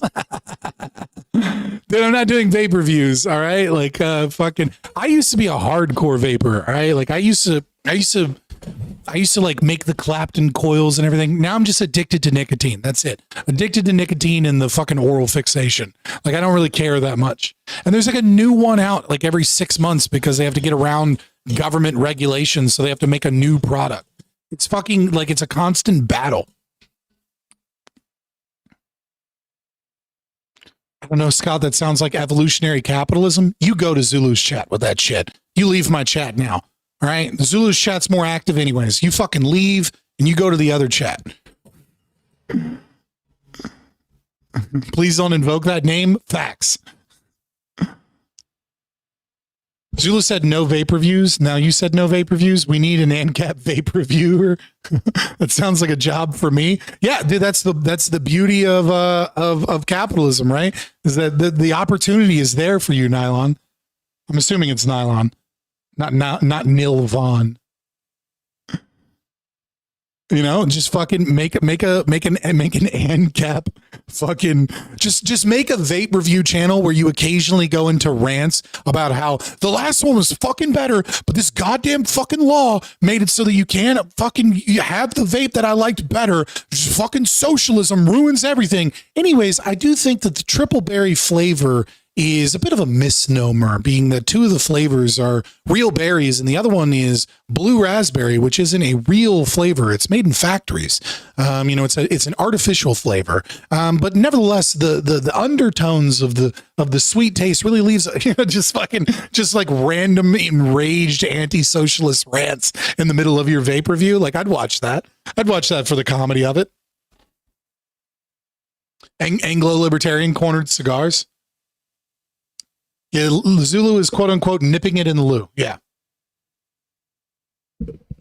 Yeah, sorry about that. I just really had to piss. No, I feel like we were kind of reaching the end of the discussion anyways, unless there's some, do you have anything for me? Like I brought you, I was like, hey, I have these questions and these concerns, or any advice for talking to Michael Leibowitz tomorrow. Either would be great. Questions or advice. You know, I mean, I think Michael's a very honest guy. He is obviously an objective. He doesn't believe in anarchy. That way, yeah. Yeah, but like he is he's a very good person. I think. I think if if you're interacting with him, he is willing to listen to these, more out there ideas about anarchy and everything. Like he is very open to that. And like, he says when he was in prison, he was actually, he read some books, from Fee, and he like contacted them and they sent him a bunch of books. Freedom Economic or whatever fucking thing it's called. Foundation for Economic Education, which, I've had. Yeah. Which he is very much interested in this type of thing.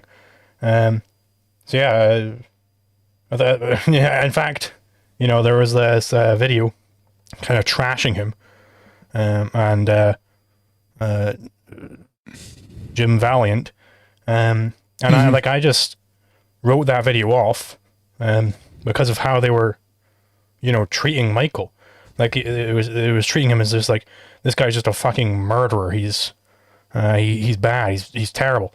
It's like, no, I think Michael Leibowitz is like a genuine example of somebody who did have this actual redemption arc. And it wasn't, he wasn't this terrible person, then suddenly, he wasn't this professional leftist, and then suddenly when the left tried to cancel him, he went away from it. He just wasn't philosophically literate at all.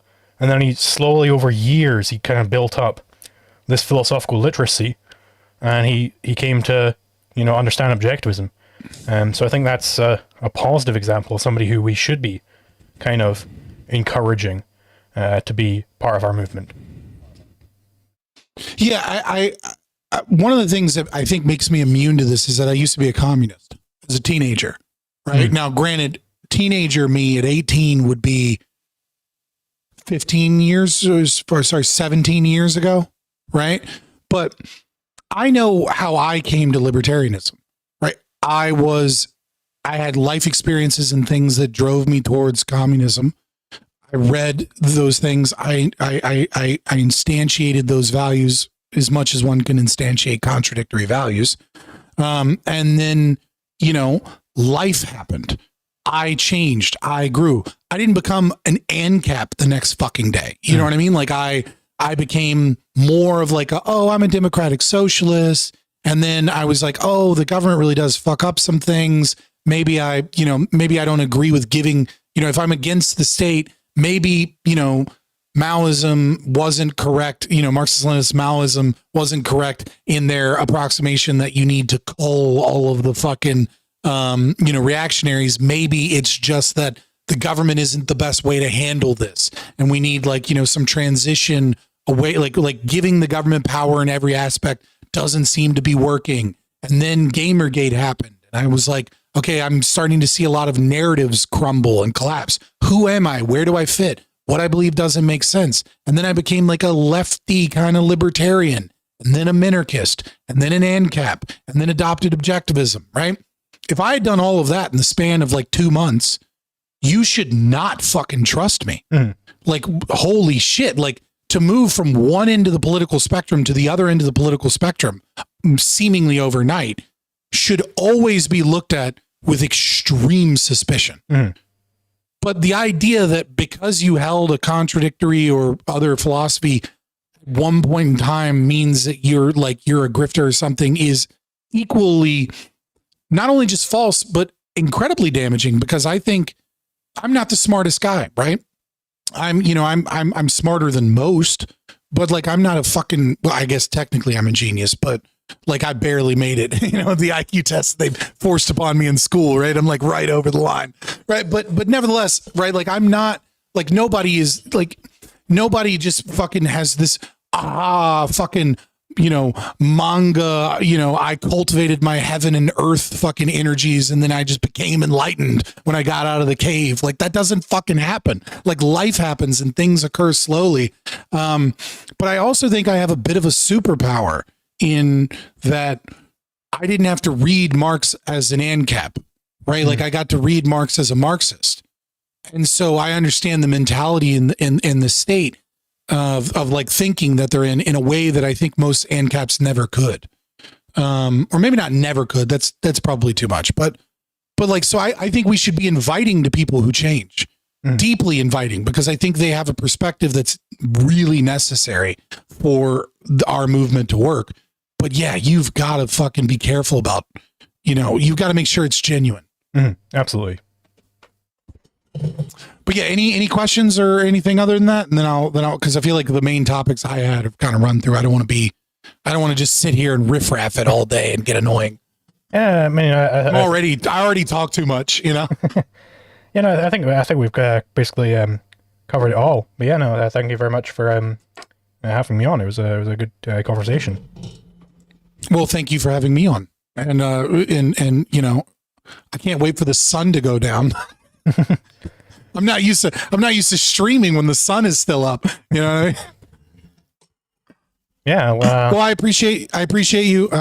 If you're in my chat, you already know who Liquid Zulu is, so I don't need to tell you who Liquid Zulu is. But if you're in Liquid Zulu's chat and you're like an American and you're like, nobody's streaming at 10 o'clock at night, maybe come hang out. I do debates. I do reactions and things like that. I'm more of a streamer than anything else. So yeah. Yeah. Fabian Liberty is the channel. There you go. They should be able to see it on your thingy. Anyway. Yeah. Yeah. All right. Well, nice talking to you, man. Get some sleep. Absolutely. I'll see you next time. Peace. Yeah. Alrighty. Thank you very much to everybody who came along. And let's just go through the super chats real quick.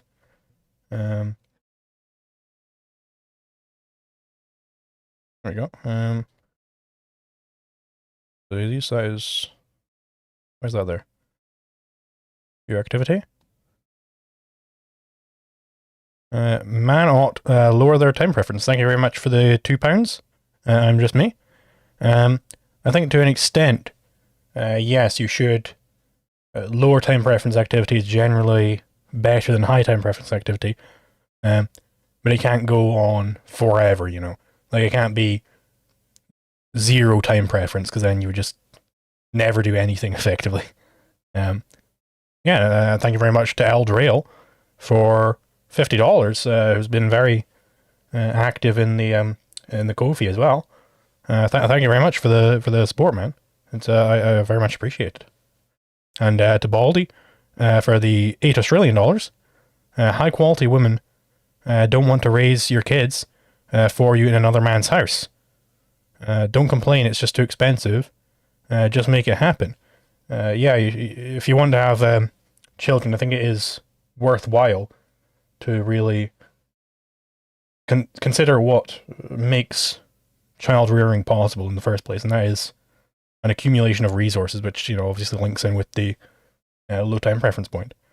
But yeah, thank you very much to everybody who came out. Tori Scott for £2. Freedom isn't free. It costs folks like you and me. Thank you very much for the £2 right at the end. Managed to slip in. Thank you very much to everybody who came along, especially to people who donated. And check out Fabian Liberty's channel. I don't know if he's still streaming after this. I'll